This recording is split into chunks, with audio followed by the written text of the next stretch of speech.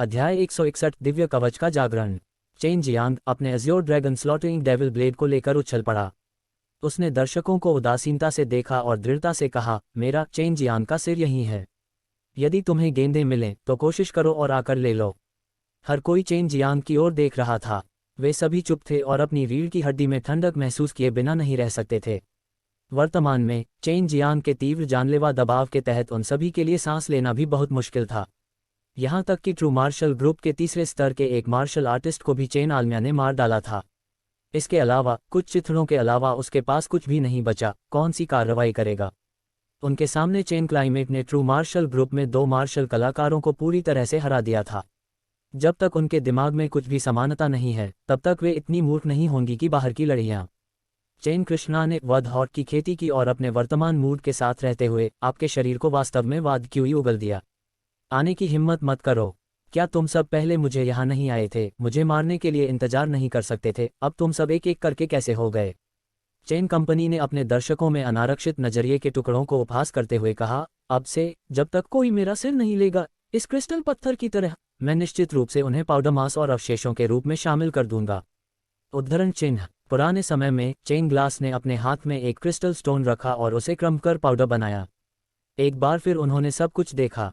किसी भी क्रिस्टल पत्थर को आधा कण करना आसान था, हालांकि उसे अपने हाथों से कुचलकर पाउडर बनाना बेहद मुश्किल था।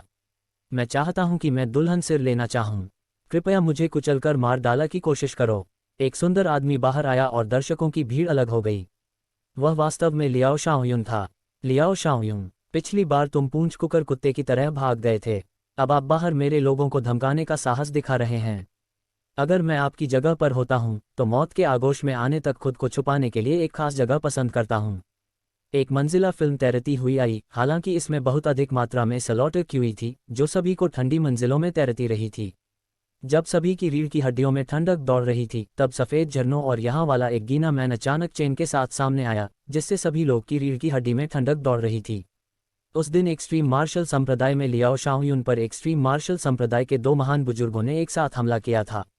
हालांकि उन्होंने फिर भी अपनी जान बच्चन के सफल होने पर इस मामले में कुछ ऐसा सोचा था जिस पर उन्हें गर्व हो सकता था, फिर भी इसके बजाय उनका उपहास किया गया था। एक्सट्रीम मार्शल संप्रदाय के वो कैमिंग अभी अभी आए थे जो निर्वाण क्षेत्र के शीर्ष विशेषज्ञ में से एक थे। इस प्यारे गंजे आदमी को देखकर कई लोग अपने शेयरों को चौंका दिए बिना नहीं रह सके। भीड़ तुरंत तितर बितर हो गई। इस स्तर के लोगों के बीच इस तरह की लड़ाई से समुद्र और नदियां उल्टी गति में हैं। टी-लाइन वाक्य का अंतिम शब्द था तारांकन चीनी समकक्ष में, हमने निंदा की कोशिश की है। अगर आपको लगता है कि यह स्थान फिट नहीं है तो कृपया हमें क्षमा करें। बुजुर्ग वो, ये शिष्य पहले अपनी छुट्टी लेगा। चेन जियांग शरारती ढंग से मुस्कुराया। फिर वह निकलने के लिए सबसे तेज गति का उपयोग करते हुए गायब हो गया। ऊंची पहाड़ी की चोटी पर खड़े होकर लियू मेंजर ने तेजी से दौड़ते हुए चेन जियांग को पहाड़ के जंगल की ओर जाते हुए देखा। वह मुस्कुराई और बोली, इस लड़के का ब्लेड सचमुच आंखें खोलने वाला था। मैं निश्चित रूप से इसे उधार लेना चाहता हूं और देखना चाहता हूं। गुरुजी, क्या ये बहुत भयानक है? जू जियानजियांग ने लियू मेंजर का हाथ पकड़ा और कुछ आश्चर्य से पूछा। ये बहुत भयानक है। उस ब्लेड पर बहुत महीन नसें खुदी हुई हैं जो पूरे ब्लेड शरीर को पूरी तरह से ढकती हैं, प्रत्येक जटिल और फिर भी बेहद गहरी। लियू मेंजर ने अपना सिर हिलाया। वह अभी भी उस ब्लेड की वास्तविक शक्ति को उजागर नहीं कर सका है, अन्यथा वह निश्चित रूप से कहीं अधिक शक्तिशाली होता। ये ब्लेड उसकी शक्ति को कई गुना बढ़ाने की अनुमति दे सकता है, अन्यथा वह बिल्कुल भी पराजित नहीं कर पाएगा सच्चे मार्शल क्षेत्र के तीसरे स्तर में एक martial artist. Chen Jiang black tortoise पर्वत की चोटी पर पहुंचे और जल्दी से एक गुफा में प्रवेश कर गए। लॉन्ग जुएई ने उसे पहले ही बता दिया था कि ब्लैक टोटोइस माउंटेन के चारों ओर वर्तमान में अत्यंत उच्च शक्ति वाले कई मार्शल कलाकार हैं। यहाँ तक कि कई निर्वाण क्षेत्र के मार्शल कलाकार भी थे। अभी एक क्षण पहले चेन जियांग को कुछ शक्तिशाली दिव्य इंद्रियों द्वारा देखा जा रहा था। ठीक उसी समय जब पूरा काला कछुआ पर्वत सघन वातावरण में डूब गया, पूरा पर्वत अचानक भयंकर रूप से हिलने लगा। इन गंभीर झटकों के कारण ब्लैक टोटोइस माउंटेन के पास की जमीन समुद्र की लहरों की तरह ऊपर नीचे होने लगी। चाहे ऊंचे ऊंचे पेड़ हो या विशाल पर्वत शिखर, सब एक क्षण में नष्ट हो गए। पलक झपकते ही ब्लैक टोटोइस माउंटेन के चारों ओर सब कुछ समतल हो गया था। आकाश में छलांग लगाने वाले कई मार्शल कलाकारों ने अपने सामने प्रकट हो रहे भयावह दृश्य को देखा। उनके दिलों में अभी भी डर बना हुआ था। पौराणिक काला कछुआ एडमेंटल कवच जाग गया था, हालांकि रहस्यमय क्षेत्र का प्रवेश द्वार अभी भी नहीं खुला था।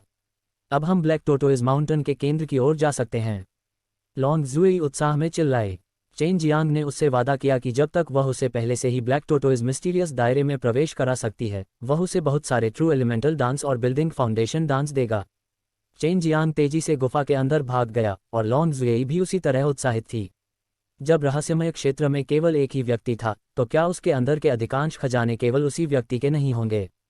हम आ गए हैं। चेन जियांग अभी अभी एक पर्वत के मध्य में पहुंचे थे। जगह खाली निकली लेकिन पूरी जगह अंधेरा था। चेन जियांग ने अपनी हथेली में लौ जलाई जिससे क्षेत्र रोशन हो गया। यहाँ कोई और नहीं था, क्योंकि जब रहस्यमय क्षेत्र का प्रवेश द्वार खुलता तो एक बहुत ही हिंसक शक्ति का प्रकोप होता। उसके पास रहने वाला कोई भी व्यक्ति बस मौत की तलाश में था।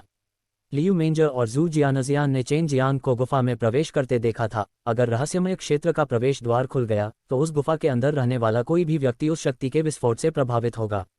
बुजुर्ग काय रहो और जियानजियान की रक्षा करो, लियू मेंजर ने हल्के स्वर में कहा।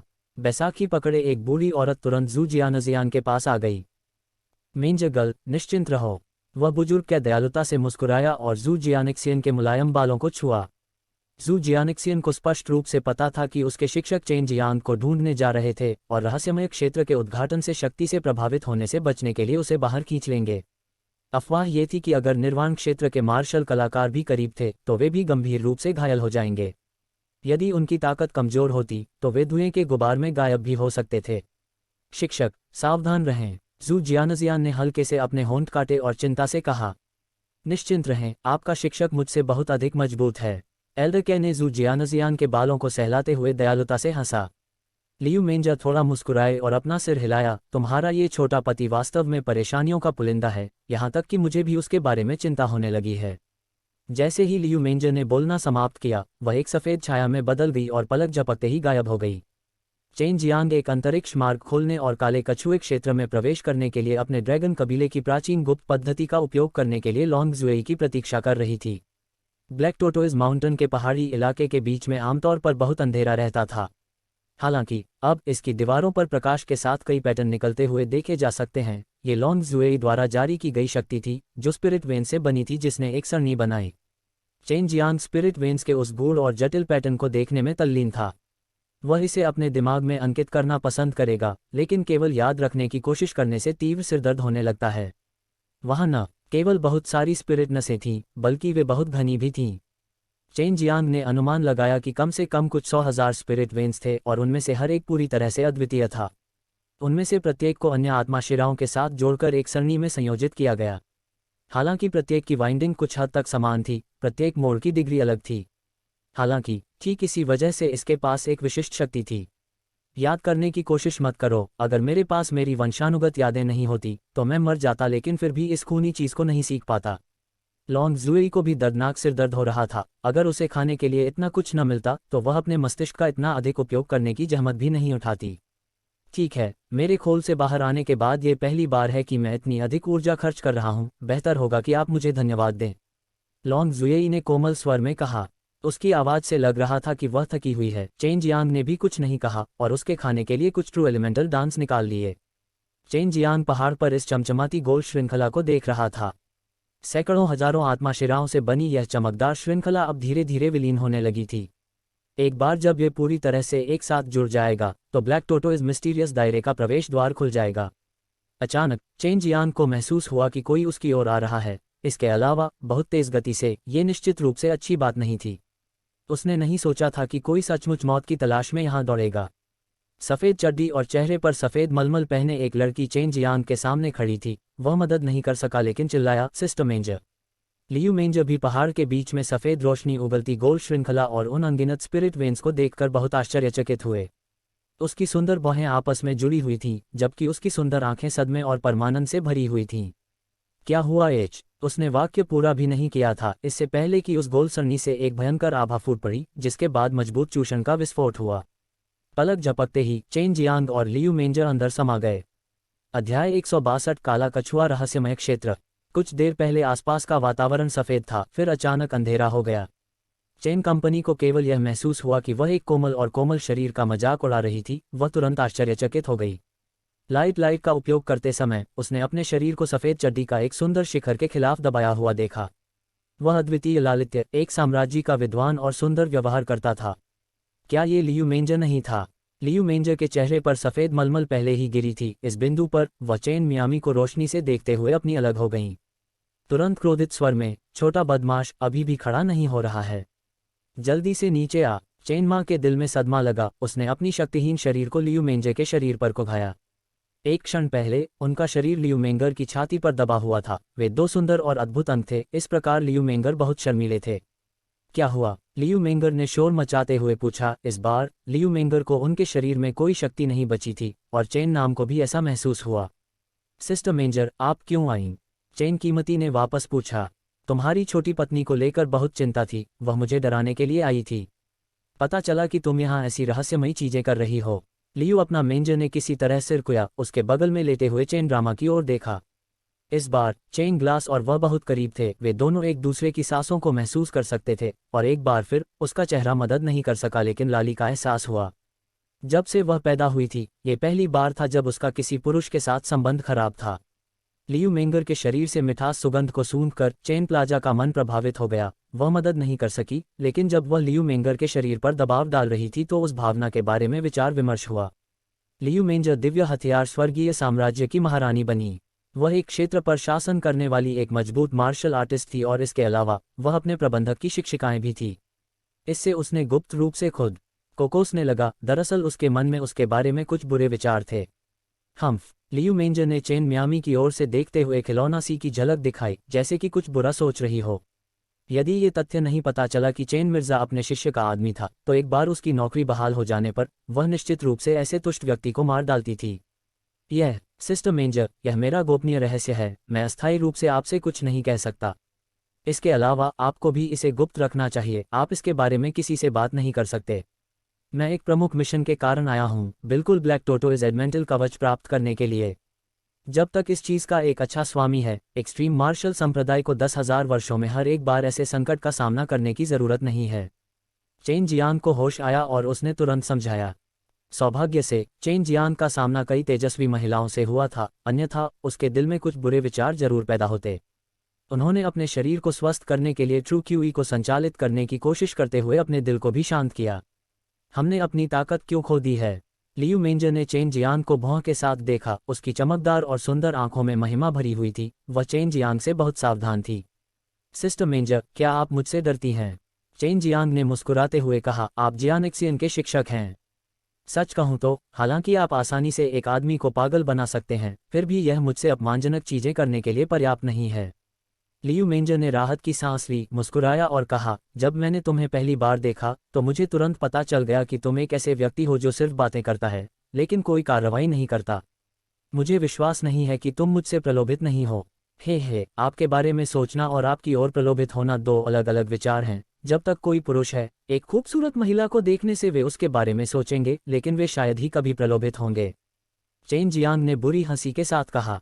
केवल वही इस महिला के सामने ऐसे आत्मघाती शब्द कहने का साहस कर सकता था। ये साहस लंबे समय तक एल्डर डैन के साथ रहने से विकसित हुआ था। वह अक्सर एल्डर डैन के साथ स्वतंत्रता लेते थे। इस बार उनकी राय में लियू मेंजर और एल्डर डैन के बीच ज्यादा अंतर नहीं था। बदबूदार लड़के, मुझे तुम्हें सबक सिखाने का मौका मत दो। मुझे सच में समझ नहीं आता कि तुम में इतनी हिम्मत क्यों है। तुम सच में मुझसे ऐसे आत्मघाती शब्द कहने की हिम्मत करते हो? क्या तुम्हें सच में डर नहीं लगता कि मैं मार डालूंगा आप? लियू मेंजर की भौहें फड़क गईं, उसकी आंखें एक प्रभावशाली आभा से भर गईं। इस समय चेन जियांग धीरे से और अचानक उठ बैठा। एक बुरी मुस्कान के साथ उसने धीरे धीरे लियू मेंजर की ऊपर और नीचे उठती हुई छाती को देखा। वर्तमान में उसने चड्डी पहन रखी थी, जो उसके फिगर को पूरी तरह से चित्रित कर रही थी। बहुत ही उत्तेजक और आकर्षक थी। आप? लियू मेंजर ने अपने लाल होंठ काटे और चेन जियांग की ओर देखा। सिस्टर मेंजर, क्या आपकी राय में मैं बहुत बुरा आदमी हूँ?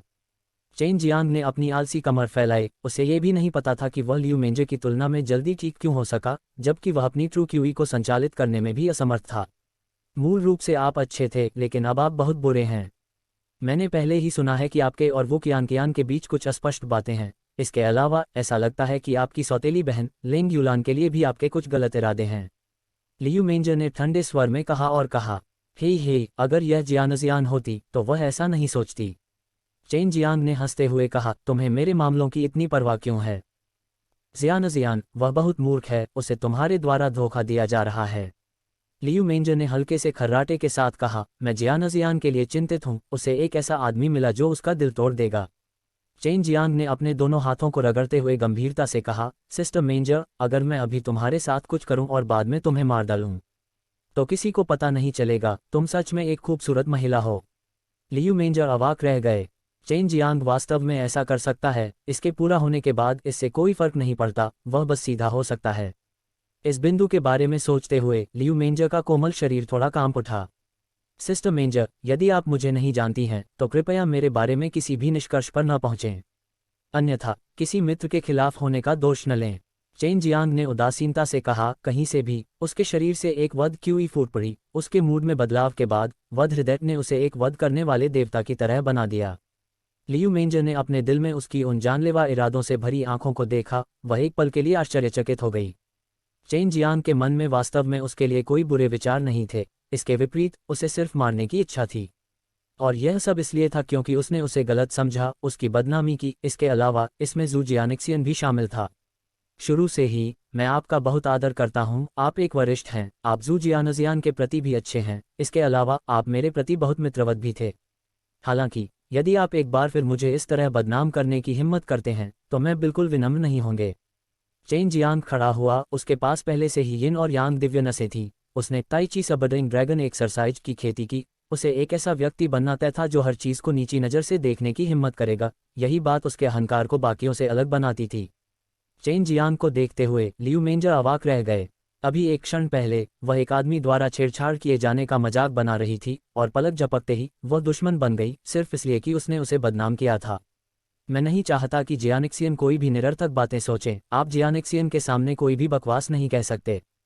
चेन जियांग झुक गया और उदास और ठंडी आवाज में बोला, उसके पूरे शरीर से दमनकारी अहंकारी आभा और वध क्यों निकल रही थी। लियू मेंजर ने आह भरी, वह वास्तव में गलत थी। चेन जियांग उतना बुरा नहीं था जितना उसने सोचा था, यह उसके पिछले प्रदर्शन से स्पष्ट था, इससे उसे झटका लगा। मुझे माफ करें, लियू मेंजर ने धीमी आवाज में कहा, अब से मुझे जियानजियान के बारे में चिंता करने की जरूरत नहीं है, वह तुम्हें समझ जाएगी, इसीलिए मुझे तुम्हारे बारे में चिंता करने की जरूरत नहीं है। चेन जियांग बहुत वीर थे, किसी भी महिला के लिए उनकी ओर आकर्षित होना असंभव नहीं था। हालांकि जहां तक वह जानती थी, एक्सट्रीम मार्शल संप्रदाय के अंदर केवल वो कियान ही थे जिनके चेन जियांग के साथ अच्छे संबंध थे।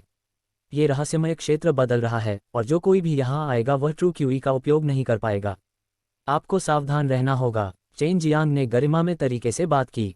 ट्रू क्यूई का उपयोग करने में असमर्थ, क्या इसका मतलब यह नहीं होगा कि सभी मार्शल कलाकार अपनी शक्ति खो देंगे। लियू मेंजर अपने दिल में बहुत सदमे में थी। उन खूबसूरत आंखों में राजसी रोशनी पहले ही गायब हो गई थी और उसकी जगह डर की गहरी भावना ने ले ली थी। वह कई वर्षों तक मॉर्टल वर्ल्ड के मार्शल समुदाय के शीर्ष पर गर्व से खड़ी रही और यह वास्तव में उसकी शक्तिशाली ट्रू क्यूई के कारण था। लेकिन अब जब वह अपनी सच्ची क्यूई का उपयोग नहीं कर सकती थी तो वह आम लोगों से अलग नहीं थी, जिससे उसे स्वीकार करना मुश्किल हो गया और वह डर की खाई में गिर गई। अध्याय 163 आत्मा शिराओं का जादू। आधे घंटे से अधिक समय बीत गया और केवल अब लियू मेंजर हिलने में सक्षम हो सका। हालांकि वह अपनी ट्रू क्यूई का उपयोग नहीं कर पाए, फिर भी वह अपने डेंटियन में ट्रू क्यूई को देखने में सक्षम नहीं थी।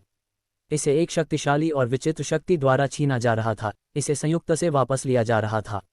इस बिंदु पर महारानी जैसी महिमा लियू मेंजर से गायब हो गई थी। अपनी आंखों में एक अजीब भाव के साथ उसने चेन ग्लास की ओर देखा और धीरे से पूछा, इन रेनॉल्ड्स में, क्या आप अभी भी काले कछुए एडमेंटल कवच की खोज करना चाहते हैं? तुम मेरे और अधिक तेजी से ठीक क्यों हो सकते हो?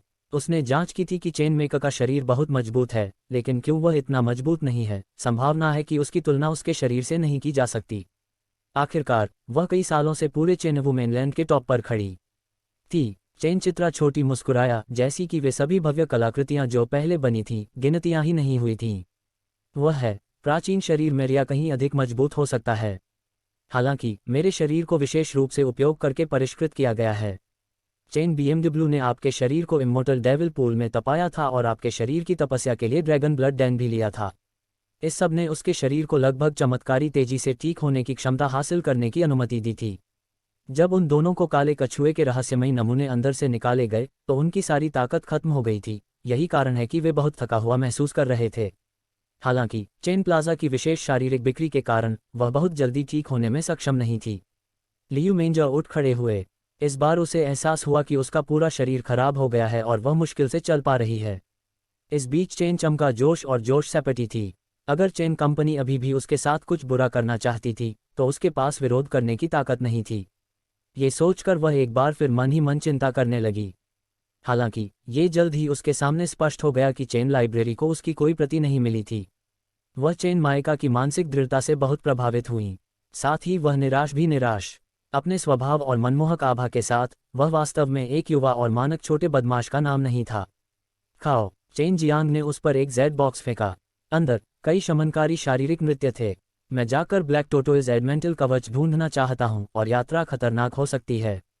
क्या आप मेरा अनुसरण करना चाहते हैं? हालांकि हमारी ताकत लाखों लिस के अलावा है, अब ये कहना मुश्किल है। हम्फ, इतना घमंड मत करो। यदि हम अपनी शारीरिक शक्ति में प्रतिस्पर्धा कर रहे हैं तो मैं आपसे बिल्कुल नहीं हारूंगा। पूरे चेनवू मुख्य भूमि में केवल कुछ ही लोगों की तुलना मुझसे की जा सकती है।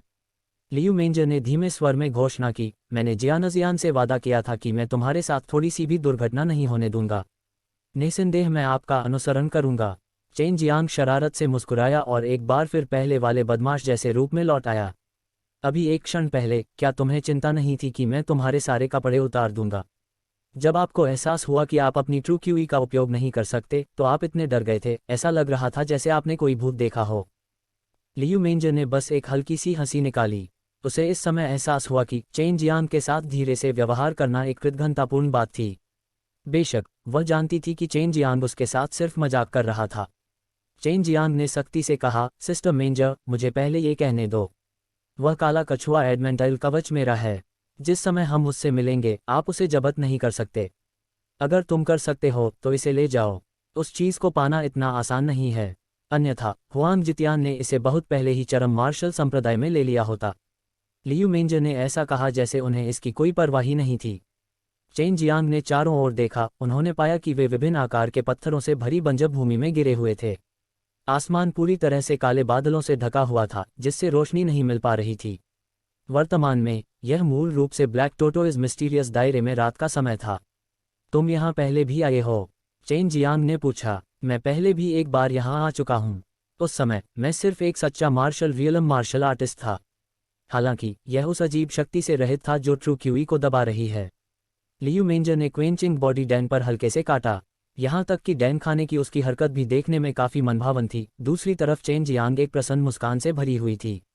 हम्फ, अगर तुम जियानजियान के आदमी नहीं होते तो मैं निश्चित रूप से तुम्हें अच्छा दिखाता। आप अपनी किस्मत को आगे नहीं बढ़ा सकते, मेरा धैर्य सीमित है। लियू मेंजर अचानक कुछ गुस्से में थे। वह विशाल साम्राज्य की प्रभारी, दिव्य हथियार स्वर्गीय साम्राज्य की सम्माननीय साम्राज्य थी। हालांकि आज उसके साथ वास्तव में एक 20 वर्षीय छोटे बदमाश ने छेड़छाड़ की थी, और सिर्फ एक या दो बार नहीं, और तो और उसे उसके द्वारा धमकी भी दी गई थी। बहुत लंबे समय तक उसे यह महसूस नहीं हुआ कि उसके साथ अन्याय हुआ है। सिस्टर मेंजर, क्या अब आप मुझसे नफरत करती हैं? चेन जियांग ने पूछा। वह अपने हाथ से जमीन की जांच करते हुए नीचे झुक गया। उसे नहीं पता था कि उन्हें किस तरफ जाना चाहिए। हम्फ, आप इसका उत्तर पहले से ही जानते हैं, आप क्यों पूछ रहे हैं? मूल रूप से आपने मुझ पर अच्छे होने की छाप छोड़ी, अगर थोड़ा शरारती भी। हालांकि अब हम्फ। लियू मेंजर ने चारों ओर देखा, अपनी दिव्य भावना को मुक्त किया और सतर्क हो गई। वह भी जाने के लिए दिशा तलाश रही थी। अफसोस, ऐसा लगता है कि मेरी योजना विफल हो गई। चेन जियांग ने बेबसी से आह भरी। इसी समय उसने पानी के बहने की धीमी आवाज सुनी, शायद किसी नदी की धारा से। इससे पहले हुआंग जितियान ने उसे ब्लैक टोटोइज एडमेंटल कवच को खोजने के लिए नीचे की ओर जाने के लिए कहा था।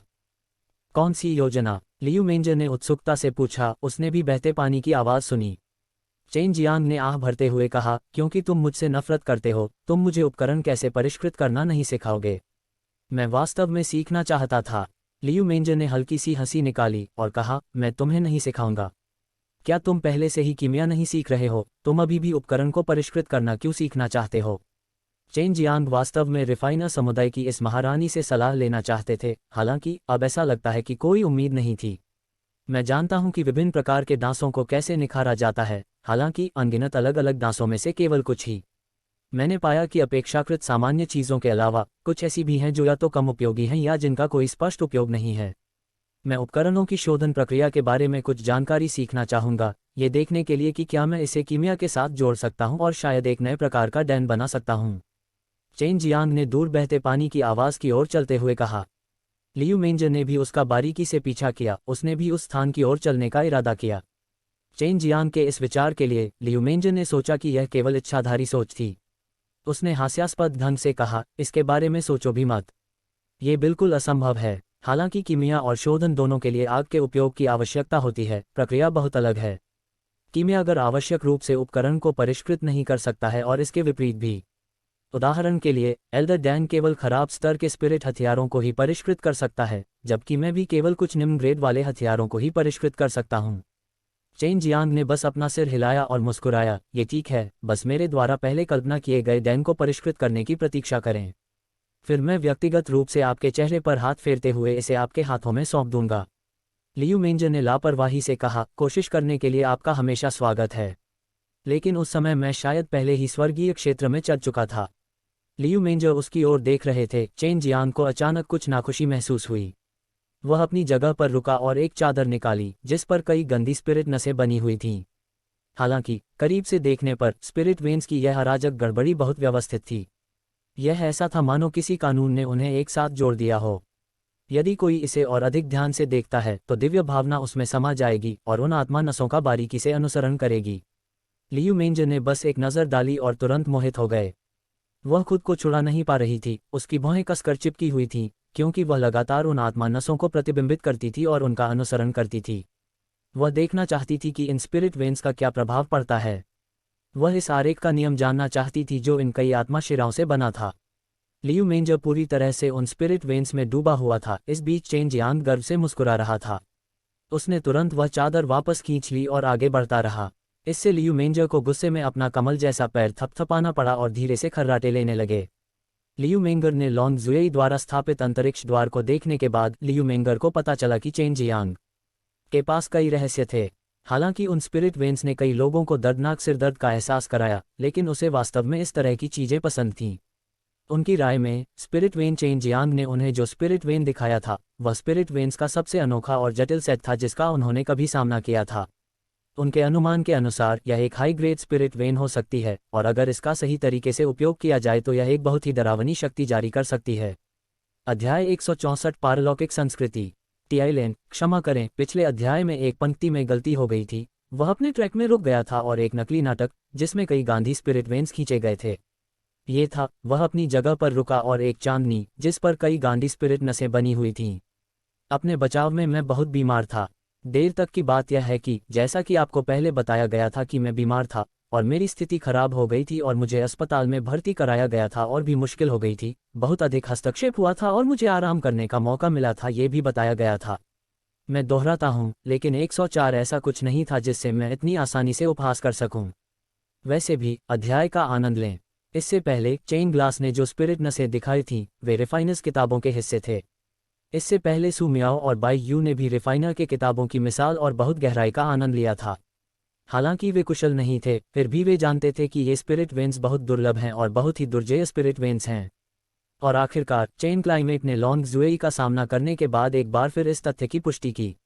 इस समय उसे लियू मेंजर की लटकी हुई भूख देखने को मिली। उसे और भी अधिक विश्वास हो गया कि ये स्पिरिट वेन्स वास्तव में अद्भुत थे और इसके अलावा उसके पास अभी भी बहुत कुछ था।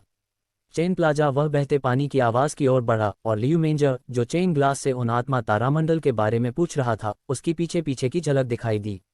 हालांकि उन्होंने लियू मेंगर के टुकड़ों को हंसकर टाल दिया और उस पर ज्यादा ध्यान नहीं दिया, जिससे लियू मेंगर को अपने दांत पीसने पड़े।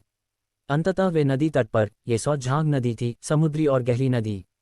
चेन अपना मियामी ने नदी के पानी से चेहरा दिखाया। क्या आपने वे आत्मा नसें बनाई?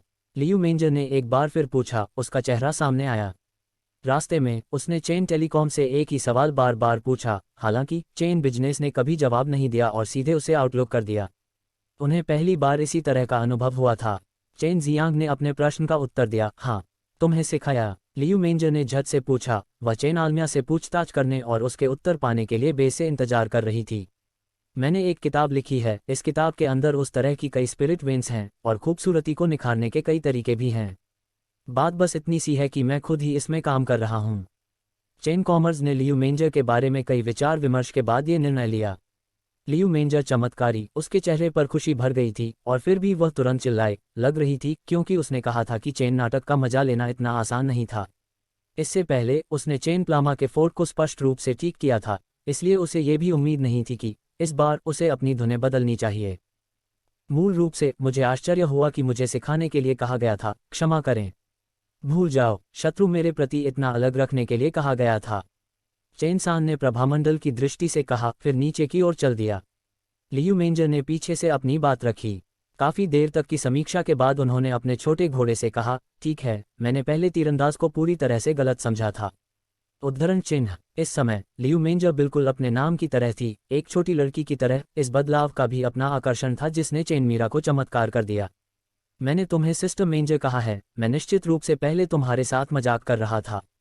चेन जियांग ने शरारत से मुस्कुराते हुए कहा, एल्डर डैन भी मूल रूप से मुझसे नफरत करते थे, हालांकि अब हे, क्या वह अब कोई ऐसी व्यक्ति नहीं है जिसे मैं नाक से घुमा सकता हूँ। हम फिर से चलते हैं। आप कहना चाहते हैं आप मुझे नाक से ले जाएंगे? लियू मेंजर ने हल्की सी हंसी निकाली और चेन जियांग की ओर देखते हुए बोली, बिल्कुल नहीं, सिस्टर मेंजर जियानिक्सियन की शिक्षिका हैं, इसलिए निश्चित रूप से मैं आपको खुश करना चाहता हूँ। इस तरह आप जियानिक्सियन के लिए अच्छे होंगे। चेन जियांग ने मुस्कुराते हुए कहा, सभी अप्रिय चीजें पहले भी हुई, आइए उन्हें कुछ ऐसा माने जो नहीं हुआ। इस सुंदर अद्वितीय साम्राज्य को इस तरह अपना पीछा करने से चेन जियांग काफी संतुष्ट था। वह निश्चित रूप से लियू मेंगर के साथ खराब संबंध नहीं रखना चाहता था, और अब उसे ये भी महसूस हुआ कि लियू मेंगर के साथ रहना बुरा नहीं था। कम से कम उसे उसका एक अतिरिक्त प्यारा और मनोरंजक पक्ष देखने को मिला। यह शायद कुछ ऐसा था देखना बहुत कठिन है। चेन जियांग ने अंश स्पिरिट वेन्स की अपनी 10 शीट निकाली जो रिफाइनर स्क्रॉल की पहली 10 शीट भी थीं। पुस्तक के अनुसार ये रिफाइनर स्क्रॉल के सबसे बुनियादी थे। जब तक कोई इन 10 स्पिरिट वेन्स को पूरी तरह से समझ सकता है, कोई रिफाइनर स्क्रॉल में उपरोक्त रिफाइनिंग हथियार तकनीक सीखना शुरू कर सकता है। लियू मेंजर ने तुरंत अपने कदम रोककर वे 10 चादरें ले लीं। उसने गौर से देखा कि वह कहाँ खड़ी थी। उसका परिपक्व सुंदर चेहरा परमानंद से भर गया था। उसके चेहरे पर एक मादक लाली उभर आई थी, जिससे वह और भी अधिक सुंदर और मंत्रमुग्ध लग रही थी। सचमुच वह बहुत आकर्षक थी। बगल में चेन जियांग ने अपनी ठुड्डी को रगड़ा, उस अद्वितीय चेहरे की सराहना की, अपने दिल में गुप्त रूप से प्रशंसा की। वह अपना हाथ बढ़ाने और उस लुभावने चेहरे को सहलाने के लिए इंतजार नहीं कर सका। सिस्टर मेंजर, अभी मत देखो, जब तुम दिव्य हथियार स्वर्गीय साम्राज्य में वापस आओगे तो इसे देखने के लिए अपना समय लो। मैंने उस काले कछुए एडमेंटाइल कवच को प्राप्त करने के लिए पहले से ही इस काले कछुए के रहस्यमय क्षेत्र में प्रवेश किया था। हमारे पास देरी करने का समय नहीं है। चेन जियांग ने आग्रह किया। लियू मेंजर ने उसकी बातें नहीं सुनी। उसकी सुंदर आंखें उसके हाथों में स्पिरिट वेन्स की उस शीट से चिपकी हुई थीं। लगातार उसकी पलकें झपक रही थीं। उसका मस्तिष्क जल्दी से इन स्पिरिट वेन्स की गणना कर रहा था। ऐसा लग रहा था मानो वह कुछ बहुत ही जटिल सोच रही हो। लियू मेंजर को इतना गंभीर देखकर चेन जियांग अपना हाथ बढ़ाए बिना नहीं रह सका और उसके गालों को सहलाया। उसका हाथ बहुत अच्छा लग रहा था, जैसे वह एक मलाईदार सुंदर जैद को सहला रहा हो। एक स्पर्श से ही चेन जियांग को इसकी लत लग गई थी। उसे भी न जाने कहां से इतनी हिम्मत आ गई। उसने वास्तव में और भी ज्यादा रगड़ने की हिम्मत कर ली। जैसे ही चेन जियांग स्पर्श करके मंत्रमुग्ध हो गया, लियू मेंजर ने आश्चर्यजनक रूप से उसकी कलाई पकड़ ली और उदासीनता से पूछा, तुम क्या कर रहे हो? चेन जियांग को आश्चर्य हुआ क्योंकि उसे तुरंत होश आ गया। वह जबरदस्ती मुस्कुराया और बोला, सिस्टर मेंजर, आपके चेहरे पर कुछ गंदगी थी, मैं उसे पोंछने में आपकी मदद कर रहा था। ठीक है, जब आप देख रहे थे तो क्या आपको कुछ पता चला? मैंने भी लंबे समय तक इसकी जांच की है, लेकिन नहीं मिला। मैं इन आत्मा रगों को नहीं समझता।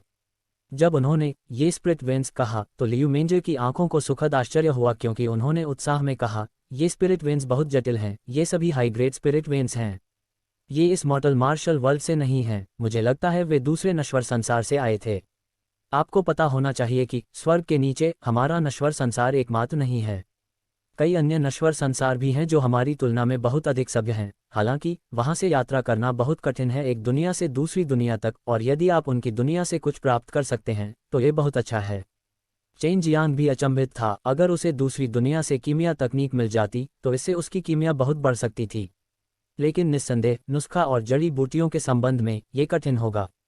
सिस्टर मेंजर, चलो जल्दी करें, मुझे जल्दी करना है और ब्लैक टोटोइज एडमेंटल कवच ढूंढना है। चेन जियांग ने उत्तर दिया। लियू मेंजर ने उन 10 शीटों को ऐसे संग्रहित किया जैसे कि वे कोई खजाना हो। वह ये भी जानती थी कि चेन जियांग से रिफाइनर स्क्रॉल प्राप्त करना उसके लिए असंभव होगा। हालांकि वह इन स्पिरिट वेन्स को प्राप्त कर सकती थी। यह उसके लिए कुछ समय के लिए इधर उधर घूमने के लिए पर्याप्त था।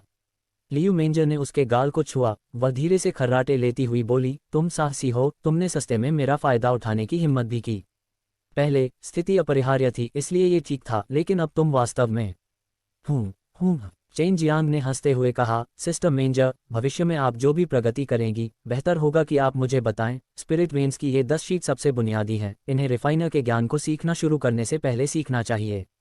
लियू मेंजर भी हथियार शोधन में अपनी बाधा तक पहुंच गई थी, और अब जब उसे ये स्पिरिट वेन्स मिल गए तो उसे लगा कि यह खजाने के बराबर है। चेन जियांग द्वारा पहले उसके चेहरे को छूने के मामले के संबंध में उसने इस मामले को आगे नहीं बढ़ाने का फैसला किया। इसे चेन जियांग को थोड़ा लाभ देने के रूप में माना गया, और इसके अलावा उसके दिल में वह वास्तव में चेन जियांग से घृणा नहीं करती थी, उसे बस ऐसा महसूस हुआ वह थोड़ा बुरा था। और प्रतीक्षा करें कि मैं आपको ये स्पिरिट वेन्स सिखाऊं, बाद में मैं तुम्हें हथियार परिष्कृत करना भी सिखाऊंगा, जबकि इस अवधि में आपको इन स्पिरिट वेन्स से परिचित होना चाहिए। लियू मेंजर ने सिर हिलाते हुए कहा, उसकी आवाज़ बहुत अधिक गर्म हो गई। सिस्टर मेंजर, लाखों में भी आप जियानजियान को यहाँ हुई घटनाओं के बारे में नहीं बता सकी, अन्यथा वह छोटी लड़की निश्चित रूप से मुझसे घृणा करती। चेन जियांग ने कड़वी मुस्कान के साथ कहा, आप निश्चिंत हो सकते हैं। अगर मैं ये बात उससे कहूँगा तो इसका मुझ पर भी असर होगा। लियू मेंजर को याद आया कि पहले क्या हुआ था, वह मदद नहीं कर सकी लेकिन फिर से गुस्सा हो गई। तुम्हें रास्ता पता है? शायद। चेन जियांग ने सिर हिलाया। आपका क्या मतलब है? लियू मेंजर ने अपनी खूबसूरत भौहें थोड़ी सी बुनी।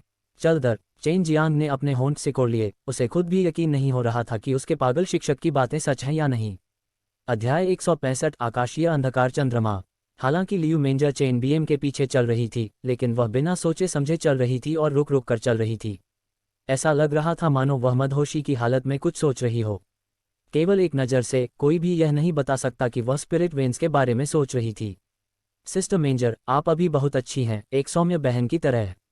चेन बेजामिन ने अस्वीकरण किए हुए कहा, मैं सिर्फ झूठ और जियानजियान के लिए अच्छा हूँ, किसी और के लिए मैं नहीं होता। मैं एक दीन हूँ, साथ ही दिव्य दृश्य स्वर्गीय साम्राज्य की महारानी भी हूँ। यह जिक्र करने की क्षमता नहीं है कि मेरे लिए कई लोगों को बलों की अपहरण करने की अनुमति है, मुझमें उन्हें ड्रिल करने की क्षमता भी होनी चाहिए।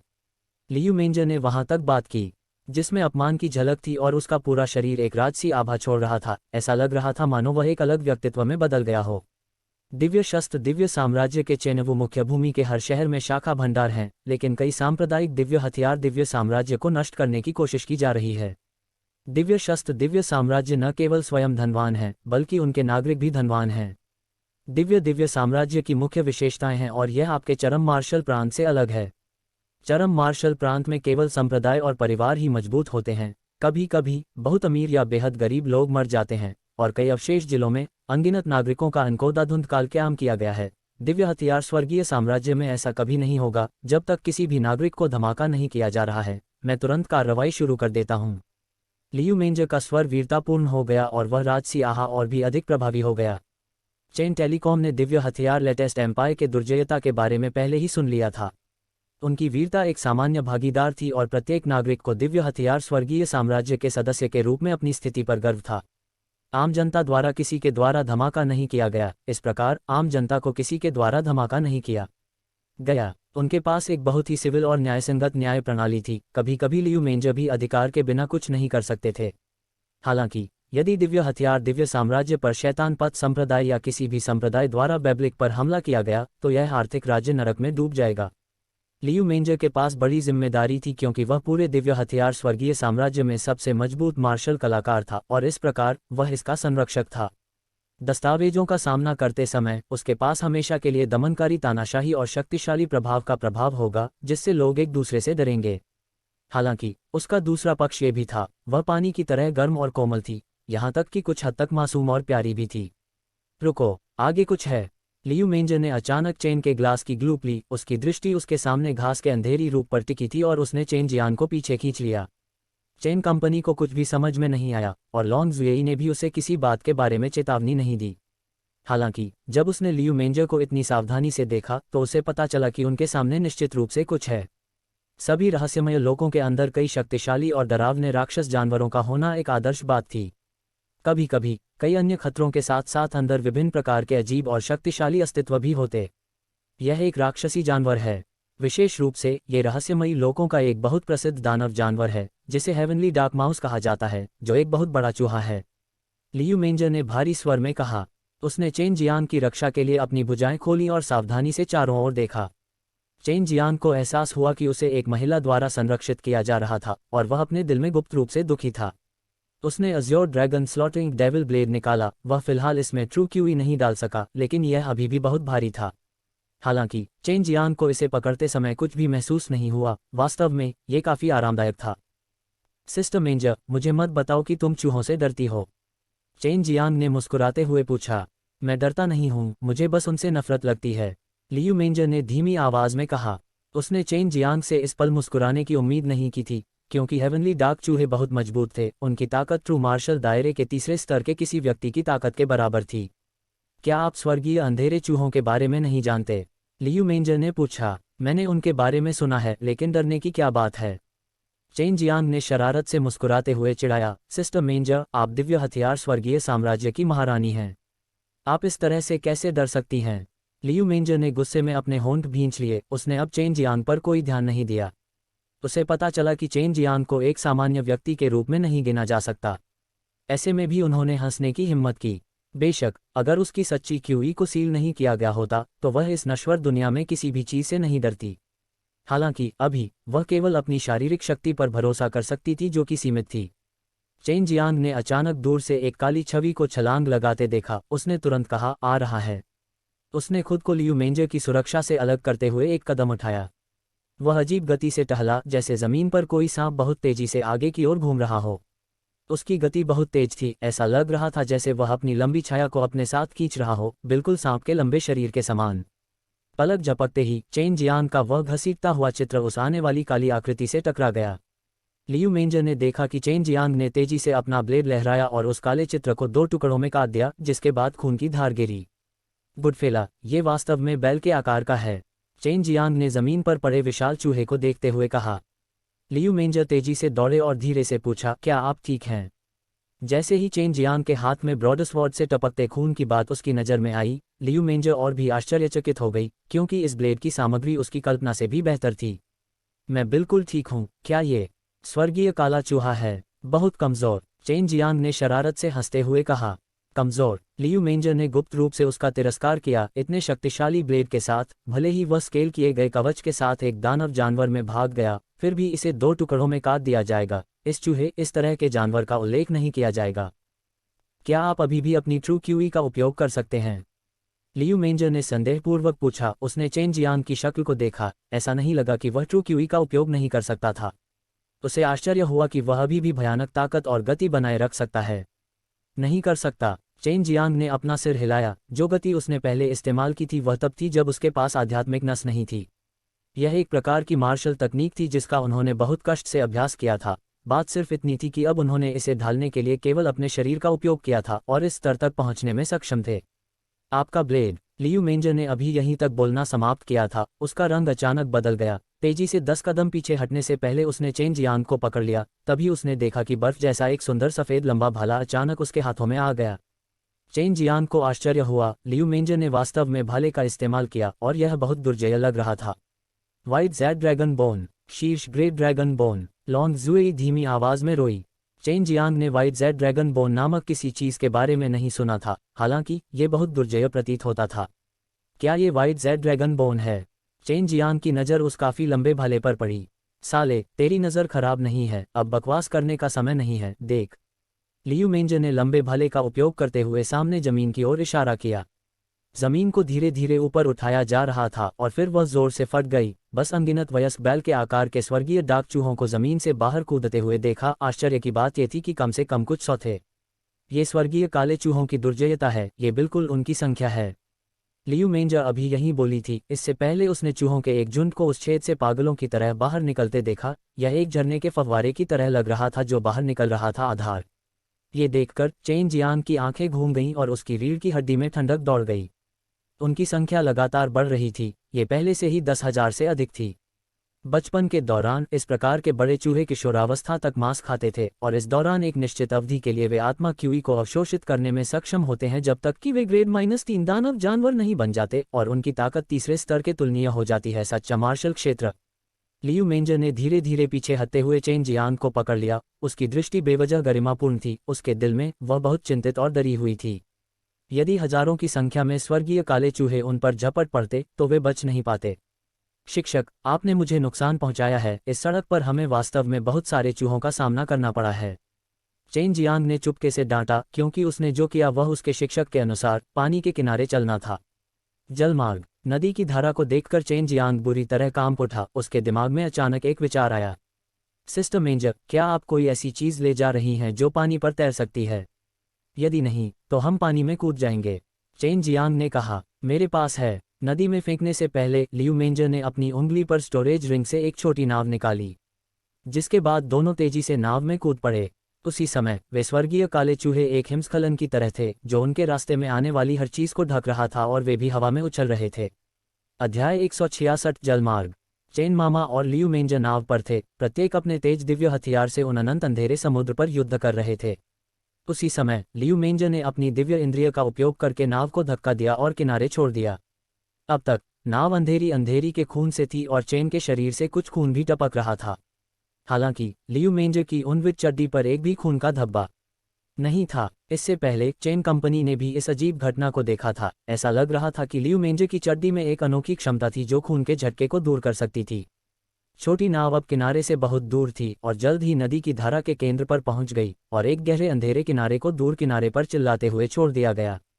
उन्होंने उस नदी में कदम रखने की हिम्मत नहीं की जो कई गहरे अंधेरे की लहरों से भरी हुई थी। यदि आउट जा सके तो चेन ग्लास ने सोचा कि वह टनों क्रिस्टल पत्थरों से बदल जाएगा। जैसे ही उन्होंने उन छोटी सी नावों को बाहरी नदी पर ले जाने के लिए अपनी चौड़ी तलवारों का इस्तेमाल किया, उन्हें एहसास हुआ कि उनके काम करने की शैली में जूरोन के साथ काफ़ी समय तक काम करने के बाद कुछ अजीब समानताएं थीं। जल्दी से अपना शरीर धो लो। ये देखकर कि आकाशीय काले चूहों का पीछा नहीं किया जा रहा था, लियू मेंजर ने राहत की सांस ली। ठीक है, मुझे भी ब्लेड देखना दो। नहीं, वह ब्लेड बहुत भारी है, अगर मैं इसे अभी भी हटा दूं तो नाव डूब सकती है। जब चेन दर्पण नाव पर सवार हुआ तो उसने सबसे पहले अपने अज्योर ड्रैगन ब्लेड को लेवल -3 स्पिरिट हथियार से बदल दिया था। इस समय चेन दर्पण ने पानी में उल्टी लगा दी। नदी ने साफ साफ खून साफा कर दिया, जिससे उनका पूरा शरीर ढीला हो गया। बाद में चेन कृष्णा ने लियू मेंजर को ओवरडोज और अपने कपड़े शेव से पहले मुहासे के लिए कहा।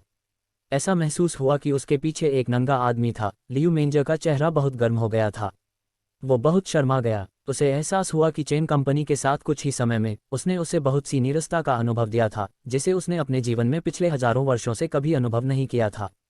TLN, उसके जीवन के हजारों वर्षों में कोई प्रेम जीवन नहीं। पफफ, क्या यह नदी के अंदर सुरक्षित है या नहीं? लियू मेंजर ने धीरे धीरे बहती नदी को देखा। वह मन ही मन कुछ चिंतित थी। जब वह नाव के धनुष पर खड़ी थी तो उसने उस सफ़ेद हड्डी लंबे भाले को अपने हाथों में कसकर पकड़ लिया। चेन जियांग ने अपने हाथ फैलाए और बेबसी से कहा, मुझे भी नहीं पता, मुझे किसी ने केवल इतना बताया था कि नदी के रास्ते पर यात्रा करना सुरक्षित है। सिस्टर मेंजर, आपका वह हड्डी वाला भाला बहुत सुंदर है, इसे क्या कहते हैं? जब आप चूहों को मार रहे थे तो उस पर खून का एक भी निशान नहीं था। इसके अलावा जब आप इस भाले को चला रहे थे तो आप वास्तव में सुंदर लग रहे थे, आंखों को बहुत सुखद लग रहा था। चेन जियांग ने प्रशंसा की। उसने जो कहा वह पूरी तरह सच था। जब वह पहले उन स्वर्गीय दिव्य चूहों को मारने के लिए अपने ब्लेड का उपयोग कर रहा था तो वह इतनी शानदार शैली के साथ ऐसा करने में सक्षम नहीं था। ज़ेड ड्रैगन का चुंबन। लियू मेंजर लंबे भाले को पकड़कर शान से धनुष पर खड़ा था। नदी की सतह को ठंडी नज़र से देखते हुए उसने उपेक्षा से कहा, जब मैंने इसे प्राप्त किया तो ये पहले से ही क्षतिग्रस्त थी। इसे पुनर्स्थापित करने में मुझे 3000 साल लग गए। इसका दर्जा बहुत ऊंचा है, यह कोई मात्र घातक हथियार नहीं है। उसका स्वर गर्व से भरा हुआ था क्योंकि वह इस स्तर के हथियार को पुनः प्राप्त करने में सक्षम थी। ये कुछ ऐसा था जिस पर उसे बहुत गर्व हो सकता था। TLN, ज़ेड ड्रैगन का चुंबन, यू लोंग जीवें। नाम अपने आप में बहुत सुंदर था। हालांकि चेन जियांग को पता था, अगर वह तथाकथित चुंबन आया तो यह निश्चित रूप से इतना सुंदर नहीं होगा। तुम्हारा वह ब्लेड क्या कहलाता है? लियू मेंजर ने पूछा। Azure dragon slotting devil blade. इसकी खासियत यह है कि जब ट्रू क्यूई इसमें डाला जाता है तो वजन बढ़ जाता है और यह और भी भारी हो जाएगा। हालांकि इसे चलाने वाले को इसका एक भी हिस्सा महसूस नहीं होगा। हे दुर्जय, ठीक है, चेन जियांग ने हंसते हुए कहा। बहुत दुर्जय, लियू मेंजर ने जवाब में अपना सिर हिलाया। उसके दिल में वह गुप्त रूप से आश्चर्यचकित थी। अचानक किनारे से एक तेज गर्जना की आवाज आई। चेन जियांग और लियू मेंजर ने तुरंत अपना सिर ध्वनि की ओर घुमाया। अचानक उनकी रीढ़ में ठंडक दौड़ गई और दोनों के चेहरे पीले पड़ गए। वे घबराए हुए दिख रहे थे क्योंकि वहां विभिन्न राक्षस जानवरों का एक घना झुंड था। दूर से देखने पर यह बेहद चौंकाने वाला था। ऐसा लग रहा था मानो चींटियों ने किनारे को घनी तरह से ढक लिया हो। चेन जियांग ने कहा, ऐसा प्रतीत होता है कि एक बड़ा खूनी नरसंहार होगा। काला कछुआ कवच प्राप्त करने के बाद मैं जियानिक्सियन को यहाँ नहीं आने दूंगा। ये काफ़ी खतरनाक है। हाँ, ट्रू क्यूई का उपयोग करने में असमर्थ होने से चीज़ें वास्तव में बहुत खतरनाक हो जाएंगी। केवल 10,000 वर्षों के समय में वास्तव में इतने सारे राक्षस जानवर पैदा हुए हैं।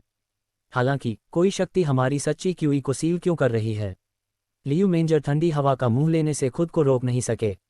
यदि इस समय वे अभी भी किनारे पर होते तो परिस्थितियां निश्चित रूप से उनके विरुद्ध होतीं। हमारे द्वारा मारे गए 30 स्वर्गीय अंधेरे चूहों में से एक भी राक्षस डैन नहीं है। चेन जियांग ने निराशा से कहा, मॉन्स्टर डैंस के साथ बहुत कम राक्षस जानवर हैं। प्रत्येक शव के लिए आपको कम से कम 10,000 क्रिस्टल पत्थर मिलने चाहिए। लियू मेंजर ने कहा, इस छोटी सी रकम के संबंध में उसे इसकी बिल्कुल भी परवाह नहीं थी। आसमान धीरे धीरे चमकीला हो गया, हालांकि अभी भी अधिकतर बादल छाए हुए थे। पूरी रात दोनों तटों पर राक्षस जानवर धीरे धीरे कम होते गए और चेन जियांग और लियू मेंजर दोनों उन राक्षस जानवरों से रक्षा करते हुए हमेशा तनाव में रहते थे। वे चिंतित थे कि ये राक्षस जानवर अचानक कूद पड़ेंगे। हालांकि ये जानवर पानी से बहुत डरते थे और ऊपर नहीं आते थे। 10 दिन पहले दोनों तटों पर अनगिनत राक्षस जानवरों ने धीरे धीरे चेन जियांग और लियू मेंजर को सुन्न कर दिया। काले कछुए के रहस्यमय क्षेत्र में आत्मा क्यूई बाहर की आत्मा क्यूई से कई गुना अधिक थी, इसलिए तार्किक रूप से इतने सारे राक्षस जानवरों को पैदा करना आश्चर्यजनक नहीं होना चाहिए। इसके अलावा ये 10,000 वर्षों तक किसी भी मानवीय हस्तक्षेप से भी रहित था। आगे कोई रास्ता नहीं है। लियू मेंजर अचानक बोले। चेन जियांग ने नदी के सामने एक पत्थर का पहाड़ देखा और ऐसा लग रहा था कि पानी उस पत्थर के पहाड़ को भेदने में सक्षम है। चेन जियांग ने चारों ओर देखा। उसने कीचड़ से भरी एक सड़क देखी, उस पर थोड़ा पानी भी था। हालांकि इस सड़क से दुर्गंध भी फैल रही थी। वहां जलमार्ग होना चाहिए। चेन जियांग ने उस कीचड़ भरी नदी की ओर इशारा किया। हालांकि लियू मेंजर वहां जाने के लिए कुछ अनिच्छुक थे, लेकिन ये पहले ही साबित हो चुका था कि चेन जियांग ने जो पहले कहा था वह सच था। पानी के रास्ते पर चलना बहुत सुरक्षित था। उसने 2 चप्पू निकाले और चेन जियांग के साथ छोटी नाव चलाने लगी। मैं बहन मेंजर के साथ नाव चला रहा हूँ, ये वास्तव में जीवन का एक बड़ा आनंद है। हाँ हाँ। चेन जियांग खुशी से हंसे। क्या आप थोड़ा गंभीर नहीं हो सकते? लियू मेंजर ने बेरुखी से कहा। पिछली रात से उसने सीधा चेहरा बना रखा था, एक भी क्षण ऐसा नहीं था जब उसने कोई कमी नहीं छोड़ी। दूसरी ओर चेन जियांग खुश और खिलखिला रहा था। सिस्टर मेंजर, आप भी इसका आनंद ले सकती हैं। आपके स्टोरेज रिंग में इस तरह की चीज़ है, आपने अक्सर जियानिक्सियन के साथ खेला होगा। चेन जियांग ने हंसते हुए कहा, उस छोटी लड़की ने मुझे बहुत कुछ सिखाया है, उसके पास बहुत सारी तरकीबें हैं। लियू मेंजर ने जवाब दिया। जब वह जियानिक्सियन के साथ थी तो लियू मेंजर को भी काफ़ी खुशी महसूस हुई। वह मैं ही था जिसने उसे खेलने के ये सभी तरीके सिखाए। चेन जियांग ने हंसते हुए कहा। जू जियानजियान के साथ बिताए अपने बचपन के दिनों के बारे में सोचकर उनका चेहरा भी खुशी से झलक रहा था। जैसे ही वे कीचड़ भरे रास्ते में दाखिल हुए, नौकायन और भी कठिन हो गया, लेकिन चेन जियांग और लियू मेंजर दोनों की ताकत पर्याप्त थी। इसके अलावा चेन जियांग बहुत सारे पूरक डैन भी ले जा रहे थे, जिससे उन्हें अपनी ताकत वापस पाने में मदद मिलेगी। देखना! चेन जियांग तुरंत सदमे में चिल्लाया। इसी समय उन्होंने देखा कि मिट्टी की धारा के दोनों किनारे अचानक घनी आकृतियों से भर गए। करीब से देखने पर वे आकृतियां विशाल सेंटीपीड, मकड़ियों, बिच्छू, टोड और विभिन्न प्रकार के जहरीले जानवरों की थीं। उन्हें देखकर किसी के भी सिर में झंझनाहट हो जाएगी और उनका पूरा शरीर ठंडे पसीने से भीग जाएगा। विशेष रूप से इस आकार के सेंटीपीड, बैल या भेड़ के आकार के टोड, बिच्छू और मकड़ियों के साथ। वे सभी बहुत डरावने लग रहे थे। इसके अलावा उनमें से अधिकांश बहुत जहरीले जीव थे। लियू मेंजर की भौहें सिकुड़ गईं, उसका पूरा चेहरा घृणा से भर गया। यदि वह अपनी ट्रू क्यूई का उपयोग कर पाती तो इसकी अत्यधिक संभावना थी कि दोनों किनारे आग से नष्ट हो जाएंगे। सिस्टर मेंजर, आपके और एल्डर डैन के बीच संबंध कैसा है? चेन जियांग ने उनके सामने के भयानक दृश्य से उनका ध्यान भटकाने के लिए पूछा। दोनों तरफ के वे जहरीले जीव बेहद घने थे, उनकी गिनती भी नहीं की जा सकती थी। हालांकि उनमें से किसी ने भी कीचड़ में घुसने की हिम्मत नहीं की, जिससे लियू मेंजर को बहुत आश्वासन मिला।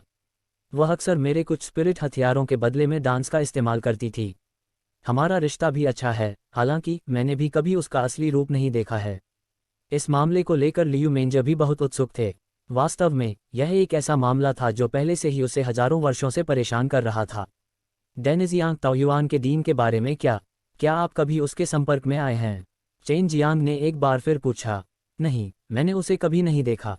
हालांकि उसकी एक नौकरानी आमतौर पर आती थी और मेरे साथ कुछ चीज़ों पर चर्चा करती थी। डेनिजियांग ताओयुआन का प्रबंधन भी पूरी तरह से इस नौकरानी द्वारा किया जाता है। लियू मेंजर ने उत्तर दिया, वह जानती थी कि चेन जियांग के मन में क्या विचार था, क्योंकि वह भी मानती थी कि डैनिक्सियांग ताओयुआन के डीन और एल्डर डैन के बीच कोई संबंध था। आखिरकार वे दोनों बहुत बड़ी लेकिन रहस्यमयी शख्सियतें थीं। क्या वह नौकरानी है जिसके बारे में आपने हुआ जियानिग्यू की बात की थी? चेन जियांग के दिल में सदमा लगा। उसने यह उम्मीद नहीं की थी कि हुआ जियानिग्यू के पास इतने अधिक अधिकार होंगे। हैरानी की बात यह है कि वह वास्तव में पूरे डैनिजियांग ताओयुआन का प्रबंधन करती थी। आप वास्तव में बहुत सारी महिलाओं को जानते हैं, लियू मेंजर ने हल्के से खर्राटे के साथ कहा। अचानक दोनों तरफ के जहरीले जानवर फैल गए, जिसके बाद जल्द ही तेज दहाड़ के साथ साथ गंभीर कंपकंपी भी शुरू हो गई। यह ऐसा था मानो पूरा काला कछुआ रहस्यमय क्षेत्र हिल रहा हो। वह दहाड़ भी बहुत कर्कश लग रही थी। वह अपने साथ एक प्रकार का उलटफेर और उदासी लिए हुए थी। अध्याय 167 विवरण के अंदर का विवरण। ये रहस्यमय क्षेत्र का प्रवेश द्वार डिपो वाला है। हमें जल्दी करना होगा और ब्लैक टोटोइज एडमिनिस्ट्रेशन तक कब्जा हासिल करना होगा।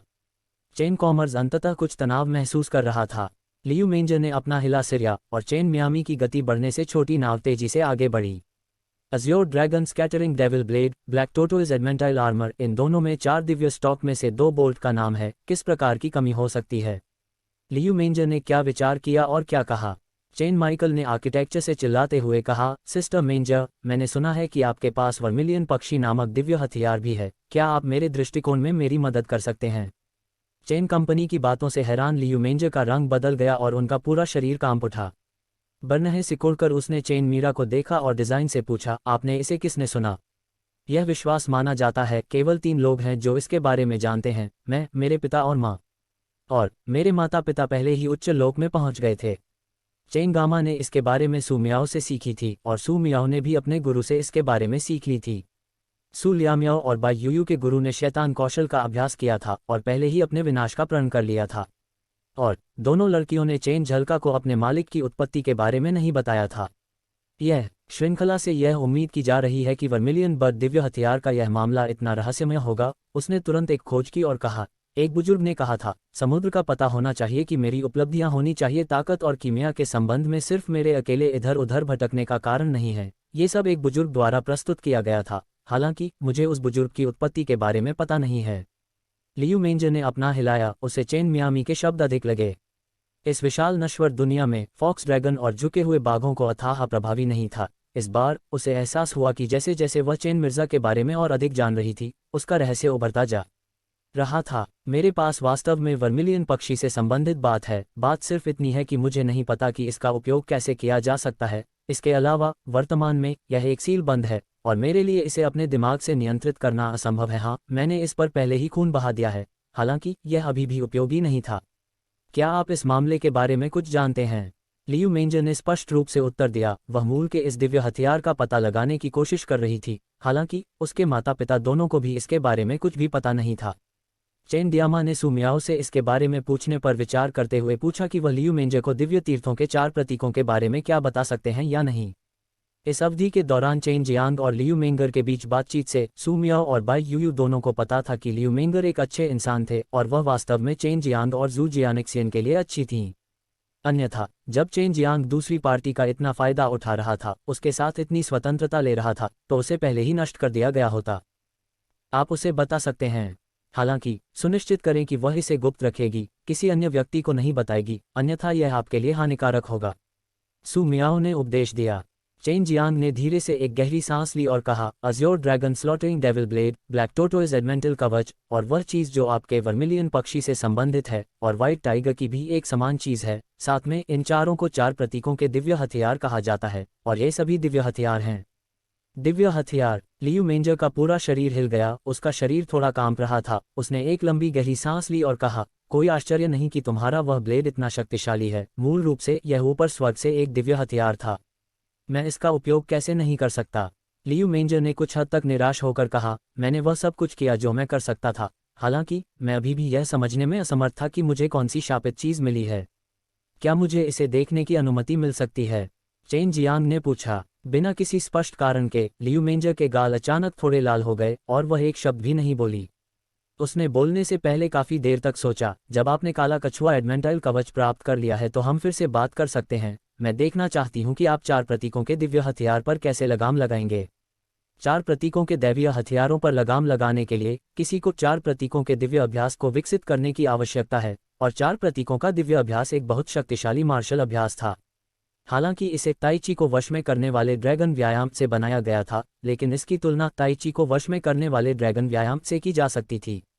चेन जियांग ने अनुमान लगाया कि इसे किसी बहुत शक्तिशाली व्यक्ति द्वारा बनाया गया होगा, क्योंकि यह 4 प्रतीकों के रहस्यमय दिव्य हथियारों से भी संबंधित था, और 4 प्रतीकों के दिव्य हथियारों के स्थानों से ये बिल्कुल स्पष्ट था कि दिव्य हथियार 4 प्रतीकों में से कुछ को किसी महान व्यक्ति द्वारा परिष्कृत किया गया था, जिन्होंने वास्तव में इन खजानों को छिपाने के लिए रहस्यमय स्थानों का उपयोग किया था।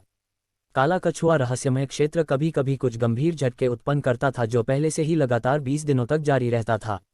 हालांकि लियू मेंजर और चेन जियांग ने एक प्रतीत होने वाले विशाल प्राचीन जानवर की दहाड़ के बारे में फिर कभी नहीं सुना था। मूल रूप से वे रुक रुक कर आने वाले झटके पहले ही लगातार भयंकर झटकों में बदल चुके थे। चेन जियांग और लियू मेंजर पहले ही ब्लैक टोटोइज मिस्टीरियस दायरे के अंदर पूरा 1 महीना बिता चुके थे। उन्होंने कीचड़ भरी नदी को भी छोड़ दिया था और एक विशाल अंधेरी नदी में प्रवेश कर गए थे। बाद में वे एक विशाल घाटी में प्रवेश कर गए थे। रास्ते में उन्हें कई राक्षसी जानवरों और विभिन्न जहरीले जीवों का सामना करना पड़ा था। हालांकि वे अभी भी नीचे की ओर जा रहे थे और कभी नहीं गए थे हमला किया गया।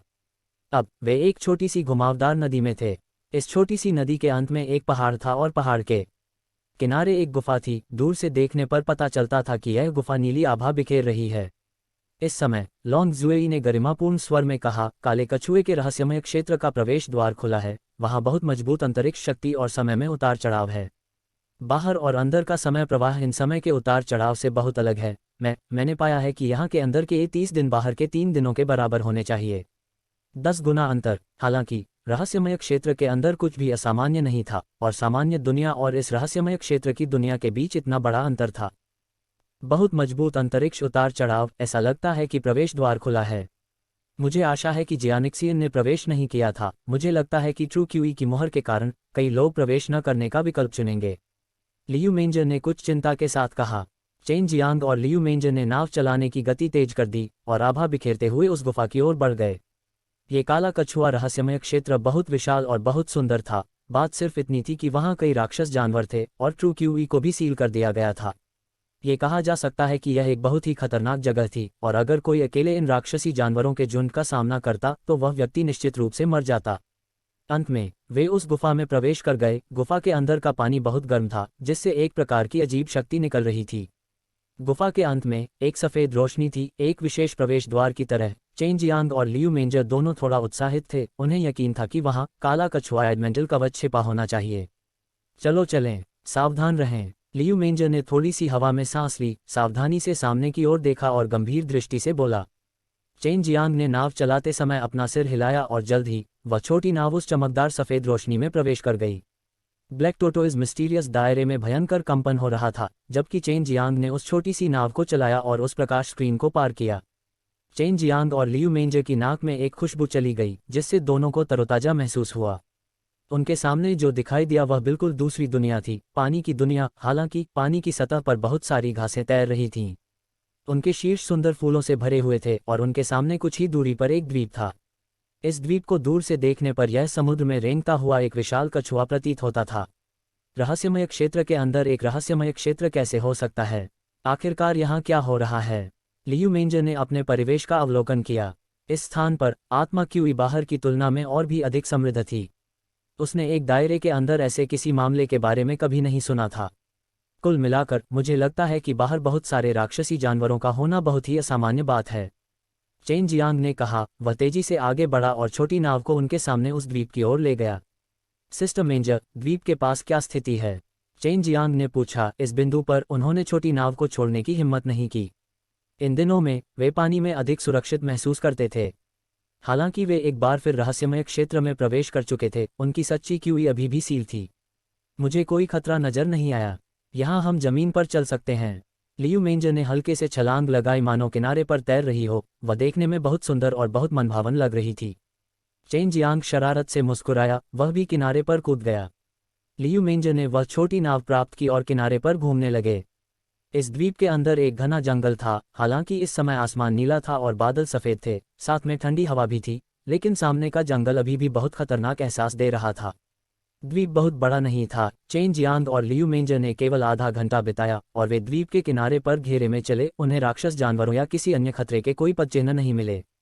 इस बिंदु पर वे दोनों अभी भी अपनी ट्रू क्यूई का उपयोग करने में असमर्थ थे। यही कारण था कि वे बहुत सावधानी से काम कर रहे थे। उस उदास घने जंगल को देखते हुए चेन जियांग और लियू मेंजर ने ऊपर जाते समय अपना सिर हिलाने से पहले एक दूसरे पर नजर डाली। इसी क्षण वह दहाड़ जो वीरानी का एहसास करा रही थी एक बार फिर गूंजी और सहसा उनके कानों में गूंज उठी।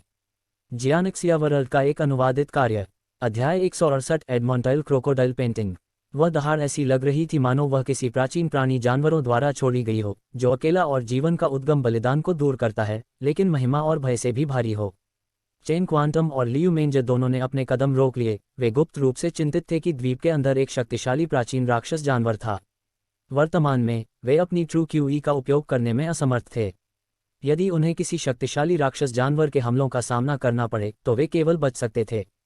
लियू मेंजर ने गंभीर दृश्य दिखाते हुए अपना वजनदार भाला पकड़ रखा था। उसने बरनहें चढ़ ली और कहा, सावधान रहो, अगर कोई शक्तिशाली राक्षस जानवर है जिस पर हम हमला करते हैं तो आप बाकी सभी को जानने और भाग लेने के लिए तैयार हैं। जाओ, मुझे अकेले छोड़ दो, मेरे पास एक रास्ता है इसके साथ तय ना। चेन स्पेक्ट्रा ने कोई उत्तर नहीं दिया। उसके चेहरे पर केवल गंभीर व्यवहार थे और वह परिवेश के प्रति सावधान थी। वे दोनों पहले जंगल के भीतर ही रहते थे और यहाँ जंगल बहुत शांत था, इतना शांत कि लोगों को कुछ कुछ महसूस होता था। जंगल में बहुत सारी घास फूस थी और उन्हें खाना बहुत कठिन था। उनमें बहुत प्रचुर जीवन शक्ति थी। पेड़ों के तने भी बहुत मोटे थे, जिनमें से चेन ग्लास कुछ हद तक हैरान हो गए थे। यहाँ की आत्मा क्यूई इतनी समृद्ध थी। आश्चर्य की बात यह थी कि वहाँ कोई भी अजीब फूल या अजीब घास नहीं थी, वे सभी सिर्फ कुछ नमूने थे। कुछ हलचल है। लियू मेंजर अचानक रुक गया। उसने अपना भारी भाला पकड़ लिया। उसने तुरंत कार्रवाई करने के लिए जगह तैयार कर ली। उन्हें जंगल में आधा घंटा चुकाना पड़ा और वे केंद्र तक ही पहुंचने वाले थे। यहाँ पहुंचने के बाद उनके नसें और भी अधिक प्रशिक्षण हो गए। वे एक दूसरे से अलग हो गए। अगर परेशानी का कोई संकेत होता है तो उन दोनों को तुरंत पता चल जाता है। ध्यान से। गामा और लियू मेंजर दोनों एक ही समय में तेजी से चिल्लाए, साथ ही अपने अपने हथियार की चेन हाथ में लहराए। लियू मेंजर ने अपना काफी भारी भाला फेंक दिया, जबकि चेन ग्लास ने भी अपनी चौड़ी तलवारें काट ली थीं। दोनों ने एक ही दिशा की ओर हमला किया था और दोनों ने अपनी सबसे मजबूत सबसे ताकत के साथ समान रूप से हमला किया था। उनकी राय में भले ही यह अपेक्षाकृत शक्तिशाली आध्यात्मिक जानवर था, कम से कम यह उनके दिव्य हथियारों के हमले से घायल हो जाएगा। हालांकि कौन जानता था कि केवल डैंक भंगुर ध्वनि के साथ चिंगारियां फूटेंगी। उन्हें केवल ऐसा महसूस हुआ उनका हथियार बहुत ही कठोर चीज पर हमला करता है। चेन जियांग बहुत हैरान था। हालांकि उसने Azure dragon slaughtering devil blade में ट्रू क्यूई नहीं डाला था, ये बहुत तेज था। अपनी शक्तिशाली शारीरिक शक्ति के साथ उसने इस ब्लेड को घुमाया था। भले ही यह ग्रेड -3 स्पिरिट बीस्ट हो, इसे आसानी से 2 टुकड़ों में काट दिया गया होगा। लियू मेंजर भी इसी तरह आश्चर्यचकित थी। कई स्पिरिट बीस्ट के कठोर शरीर को उसके किस ऑफ द ज़ेड ड्रैगन ने छेद दिया था। हालांकि अब जब उसने उस चीज पर जोर दिया था तो वह असामान्य रूप से मजबूत थी, जिसके कारण एक शक्तिशाली प्रतिरोध हुआ। उसके खूबसूरत हाथों को सुन्न करते हुए उसके पास वापस लौट आया। चेन जियांग और लियू मेंजर दोनों एक ही समय में उछले। इस समय वे दोनों ये देख पा रहे थे कि अचानक उन पर किस चीज ने हमला किया है। आश्चर्य की बात यह थी कि यह एक विशाल अजगर जैसा प्राणी था। ये जानवर प्राचीन काल का है, जिसे एडमेंटल क्रोकोडाइल पायथन के नाम से जाना जाता है। लियू मेंजर ने गरिमा में स्वर में कहा। इस एडमेंटल मगरमच्छ अजगर का शरीर पानी के टैंक के आकार का मोटा था, जिसका सिर एक विशाल मगरमच्छ जैसा था। इसका पूरा शरीर एक के बाद एक भूरे रंग की पपड़ियों से ढका हुआ था, जो कुछ कुछ मगरमच्छ की खाल जैसा दिखता था। एडमेंटल मगरमच्छ अजगर अपनी सुनहरी आंखों के साथ सीधे चेन जियांग और लियू मेंजर को घूरता रहा। उसने अचानक अपने जबड़े खोले, जिससे उसके तेज दांत प्रकट हुए जो बहुत डरावने लग रहे थे। वे पूरी तरह से आश्वस्त थे कि पहले की रहस्यमय जानवर की दहाड़ इस एडमेंटल मगरमच्छ अजगर द्वारा उत्सर्जित नहीं हुई थी। अपने पिछले हमले के बाद चेन जियांग और लियू मेंजर को पता था कि उनके हथियारों का इस एडमेंटल मगरमच्छ अजगर पर कोई प्रभाव नहीं पड़ा। ऊपर से नीचे तक इस जानवर का पूरा शरीर एडमेंटल जितना कठोर था। हालांकि इस आदमी का शरीर बहुत मोटा था, लेकिन ये थोड़ा भी धीमा नहीं था। इस पल चेन जियांग और लियू मेंजर हाई अलर्ट पर थे। एडमेंटल क्रोकोडाइल पायथन ने तेजी से अपनी नुकीली पूंछ घुमाई। इसकी पूंछ एक तेज स्पाइक की तरह थी जो चेन जियांग की ओर बढ़ रही थी। इसके साथ ही एडमेंटल क्रोकोडाइल पायथन ने अपना विशाल सिर लियू मेंजर की ओर घुमाया। इस एडमेंटल मगरमच्छ अजगर ने अप्रत्याशित रूप से 2 दुश्मनों पर हमला करने के लिए एक ही समय में अपने सिर और पूंछ का उपयोग किया। क्योंकि इसका पूरा शरीर स्टील की तरह कठोर था, इसे अपने विशाल शरीर पर किसी भी हमले का डर नहीं था। इस बिंदु पर चेन जियांग और लियू मेंजर केवल चकमा दे सकते थे। अगर उनके पास वर्तमान में उनकी ट्रू क्यूई होती तो यह उनके लिए इतना कठिन नहीं होता। हालांकि एडमेंटल क्रोकोडाइल पायथन के तराजू ने लियू मेंजर को बेहद उत्साहित कर दिया। यह उपकरणों को परिष्कृत करने के लिए एक बहुत अच्छी सामग्री थी। चाहे इसका उपयोग कवच या हथियार को परिष्कृत करने के लिए किया गया हो, यह एक शीर्ष श्रेणी की सामग्री थी। वास्तव में एक प्राचीन प्रजाति के योग्य। हालांकि यह सिर्फ एक ग्रेड 5 स्पिरिट बीस्ट है, इसकी जन्मजात क्षमताओं और अविनाशी पैमाने पर भरोसा करते हुए अधिकांश लोग इस पर हमला करने की हिम्मत नहीं करेंगे। लॉन्ग जुएई, ये छोटी सी एजगरी अप्रत्याशित रूप से बहुत उत्साहित थी। इससे चेन जियांग ने उसे गुप्त रूप से शाप दे दिया। उसी समय सू मियाओ और बाई यूयू इस कठिन प्राचीन काल के आध्यात्मिक जानवर से निपटने के तरीकों के बारे में सोच रहे थे। किंवदंतियों के अनुसार प्राचीन काल के दौरान स्वर्ग और पृथ्वी के बीच आत्मा क्यूई बहुत समृद्ध थी। मजबूत मार्शल कलाकार बादलों के समान कई थे। जहां तक राक्षस जानवरों की बात है, जीवित रहने और भी अधिक शक्तिशाली शक्ति प्राप्त करने के लिए राक्षस जानवरों ने अपनी कमजोरियों को दूर करने के लिए विवाह किया। जन्म लेने वाले शावक किशोरावस्था में पहुंचने के बाद अजीब प्रजाति के हो जाते थे। बहुत सख्त, अधिकांश प्राचीन अजीब जानवर ऐसे ही थे। हालांकि स्पिरिट क्यूई के पतले होने और अधिक शक्तिशाली मनुष्यों की उपस्थिति के साथ प्राचीन अजीब प्रजातियां धीरे धीरे गायब हो गईं। राक्षस जानवरों का भी बुरी तरह पतन हो गया था और उनमें से अधिकांश पहाड़ों में कुछ जंगली जानवरों के रूप में विकसित हो गए थे। क्या इस आदमी में कोई कमजोरी है? हम ऐसे नहीं चल सकते, इसमें हमारी सारी ताकत खत्म हो जाएगी। चेन जियांग ने उस भाले जैसी पूंछ को काटने के लिए अपना ब्लेड नहीं लहराया, इसके बजाय उसने बस उसे किनारे कर दिया। एडमेंटाइल मगरमच्छ अजगर एक साथ अपने सिर और पूंछ का उपयोग करके हमला कर रहा था। आश्चर्यजनक रूप से उसका शरीर भी तेजी से फिसल रहा था, जिससे चेन जियांग को लगातार पीछे हटने के लिए मजबूर होना पड़ा। इस प्रक्रिया में उन विशाल पेड़ों में से कई को नष्ट कर दिया। लियू मेंजर के लिए भी इसका सामना करना बहुत कठिन था, क्योंकि एडमेंटाइल मगरमच्छ अजगर भी एक के बाद एक अपना बदबूदार जहर छिड़क रहा था। जिन पेड़ों पर छिड़काव किया गया था वे पलक झपकते ही पिघल गए। निष्कर्षतः जहर बहुत मजबूत था। बेवकूफ, इसके सिर के नीचे 7 इंच क्षेत्र पर वार करो। हालांकि यह सांप बहुत बड़ा है, तथापि इसका महत्वपूर्ण बिंदु भी आम सांपों के समान है। उस स्थान को देखो और वार करो। लॉन्ग जुएई ने कोमलता से चिल्लाकर कहा, मुझे लगा कि आप इसके बारे में जानते थे। इसमें कोई आश्चर्य नहीं कि आपने हमला नहीं किया। मूल रूप से आपको इसके बारे में पता भी नहीं था। चेन जियांग अपने दिल में आश्चर्यचकित था। उसने इसके बारे में पहले भी सोचा था। हालांकि उन्होंने महसूस किया कि इस एडमेंटल क्रोकोडाइल पायथन के लिए आवेदन करना संभव नहीं था। मालूम हो कि इस एडमेंटाइल क्रोकोडाइल पायथन का पूरा शरीर बेहद सख्त शल्कों से ढका हुआ था। अगर इस पर ब्लेड मारा जाता तो चिंगारी ही फूटती थी। इसके अलावा यह एडमेंटाइल क्रोकोडाइल पायथन बहुत शक्तिशाली भी था। सिस्टर मेंजर 7 इंच, चेन जियांग चिल्लाया। इस बिंदु पर वह केवल लॉन्ग जुएई के शब्दों का पालन कर सकता था। चेन जियांग को पहले से ही तैयारी करते देख लियू मेंजर को एहसास हुआ कि किसी भी विचार के लिए समय नहीं है। वह जल्द ही चेन जियांग के प्रयास में लग गई। चेन जियांग के पैर फिसल रहे थे। उसकी आकृति सांप की तरह थी और एक झटके में वह एडमेंटाइल क्रोकोडाइल पायथन के 7 इंच के स्थान पर पहुंच गया। जब उसने Azure dragon slaughtering devil blade को ऊंचा उठाया तो वह केवल अपने दांत पीस सकता था और अपनी पूरी ताकत का उपयोग करके उसने बिजली की तरह उसे काट डाला। 7 इंच सिर्फ एक धारणा थी, ये सांप के कमजोर बिंदु को संदर्भित करता है। हालांकि एडमेंटाइल क्रोकोडाइल पायथन विशाल था। एक कीमियागर के रूप में चेन जियांग इस सांप के तथाकथित 7 इंच को भी निर्धारित कर सकते थे। डैंग, एक भंगुर ध्वनि गूंज उठी। हालांकि यह पहले जैसी ही लग रही थी। इस ब्लेड के प्रहार ने एडमेंटाइल क्रोकोडाइल पायथन को पागलों की तरह लड़खड़ाने पर मजबूर कर दिया। इस सिएरा में उसका विशाल शरीर लड़खड़ा रहा था और संघर्ष कर रहा था, जिससे कई पेड़ जमीन पर गिर गए। लियू मेंजर ने जब देखा कि यह काम कर रहा है तो उन्होंने हल्के से छलांग लगाई, हवा में ऊंची छलांग लगाई और एडमेंटाइल क्रोकोडाइल पायथन के 7 इंच स्थान की पहचान की। उसने झपट्टा मारा और सीधे गिर पड़ी। सफेद जेड ड्रैगन हड्डी का उपयोग करके परिष्कृत भाले की तेज नोक अचानक एडमेंटाइल मगरमच्छ अजगर के शरीर में घुस गई। एडमेंटाइल मगरमच्छ अजगर और भी अधिक गंभीर रूप से संघर्ष कर रहा था। उस स्थान से लगातार खून निकल रहा था जहां उसे छेदा गया था। लियू मेंजर का जोर सफल हो गया था और वह तुरंत पीछे हट गई, जबकि चेन जियांग ने एक बार फिर झपट्टा मारा और अपने ब्लेड को काट दिया। हालांकि वह एडमेंटाइल मगरमच्छ अजगर को काटने में सक्षम नहीं था, फिर भी प्रहार के प्रभाव से एडमेंटाइल मगरमच्छ अजगर को तेज दर्द महसूस हुआ। इस तरह लियू मेंजर और चेन जियांग ने एक के बाद एक बारी बारी से एडमेंटाइल क्रोकोडाइल पायथन के महत्वपूर्ण बिंदु पर लगातार हमला किया। कुछ ही समय में वह 7 इंच जगह कई छेदों से भर गई थी। वह जगह और भी कमजोर हो गई थी। चेन जियांग ने अपने ब्लेड में अपनी सारी ताकत लगाने के बाद आखिरकार एडमेंटाइल क्रोकोडाइल पायथन को 2 हिस्सों में काटने में कामयाबी हासिल की। टुकड़े TLN, चीनी कहावत, सांप की कमजोरी उसके सिर से 7 इंच नीचे होती है। दाशे दा की कन हिट स्नैक हिट 7 इंच। इसका मतलब है कि अगर आप किसी सांप को मारना चाहते हैं तो उसके सिर से 7 इंच नीचे निशाना लगाएं। अध्याय 169 दिव्य कवच का स्वामी। एडमेंटाइल क्रोकोडाइल लेजर के वे 2 टुकड़े थोड़ी देर के लिए हिले, इससे पहले कि वह आगे न बढ़े। चेन मैडम और लियू मेंजर दोनों ने रिलीफ की सांस ली। वे ये पुष्टि करने के लिए गए कि एडमेंटल क्रोकोडाइल लाइजीरियन जीवित था या मृत। यह एसोसिएशन कठिन था। चेन कॉमर्स ने एक गहरी लंबी आह भरी। यदि उसने लियू मेंजर के साथ सहयोग नहीं किया तो उसके लिए इस जानवर को मारना मुश्किल हो जाता है। उसे एहसास हुआ कि उसकी और लियू मेंजर की सेना के बीच अभी भी बहुत बड़ा अंतर है, क्योंकि लियू मेंजर एडमेंटाइल क्रोकोडाइल झील के शरीर को छेदने में सक्षम था, हालांकि वह ऐसा करने में असमर्थ थी।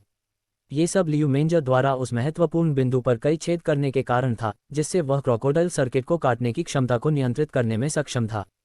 हर के लिए आधा आधा, लियू मेंजर ने कहा। अगर मुझे मॉन्स्टर डैन चाहिए, चेन ने पूछा। आखिरकार वह बहुत मूल्यवान चीज थी।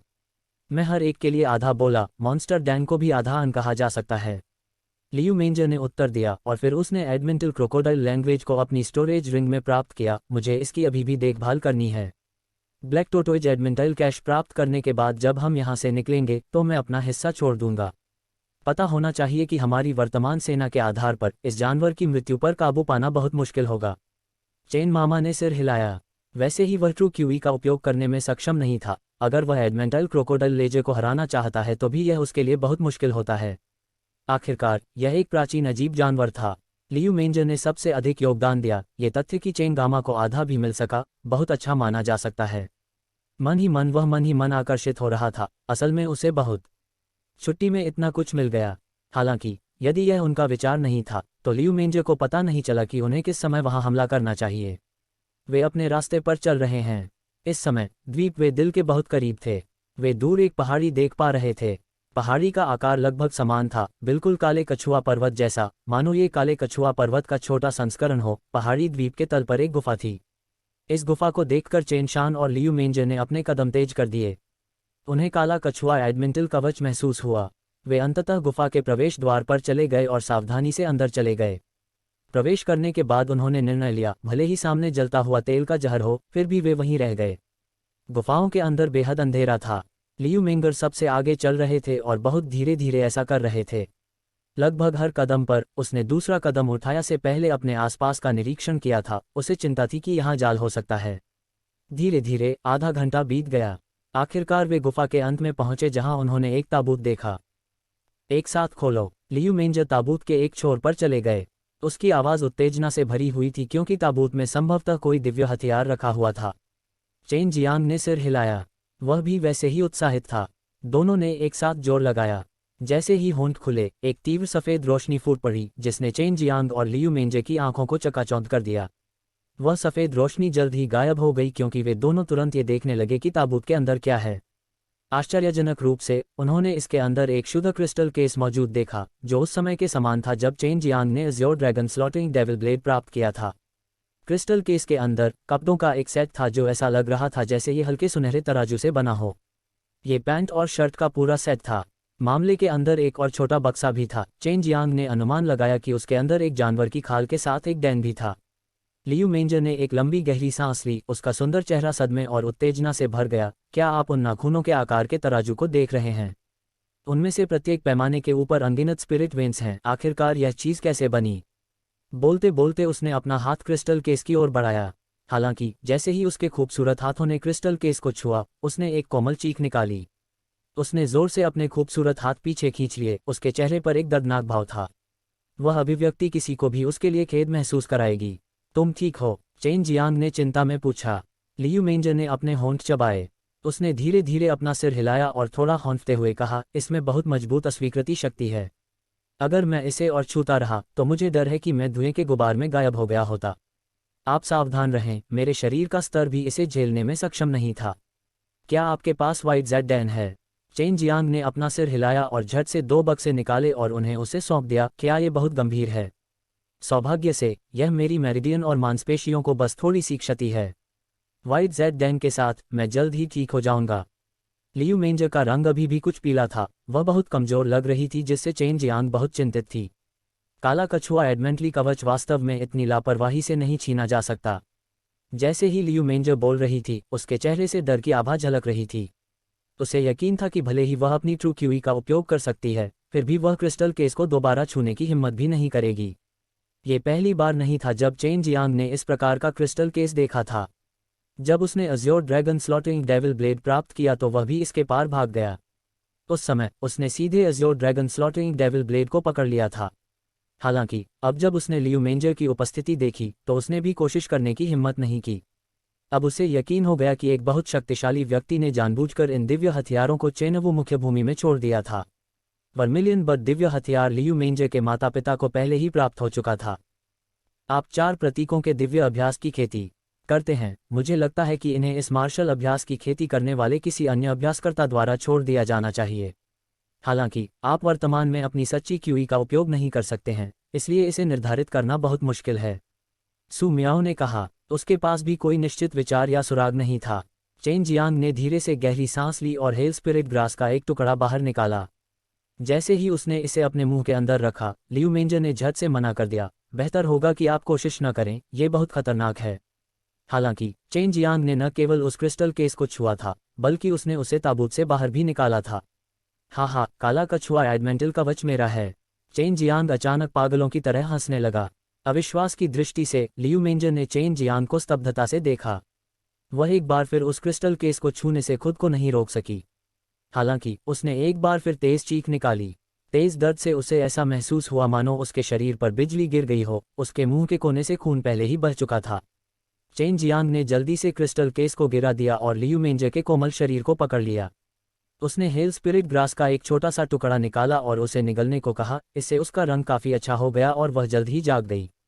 धन्यवाद, लियू मेंजर ने हल्की आह भरते हुए कहा। अपने चेहरे पर एक अजीब भाव के साथ उसने चेन जियांग की ओर देखा, क्योंकि जब उसने बॉक्स को छुआ था तो उसे कुछ नहीं हुआ था। फिर भी दूसरी ओर जब उसने क्रिस्टल केस को छुआ तो उसकी लगभग जान ही जा चुकी थी।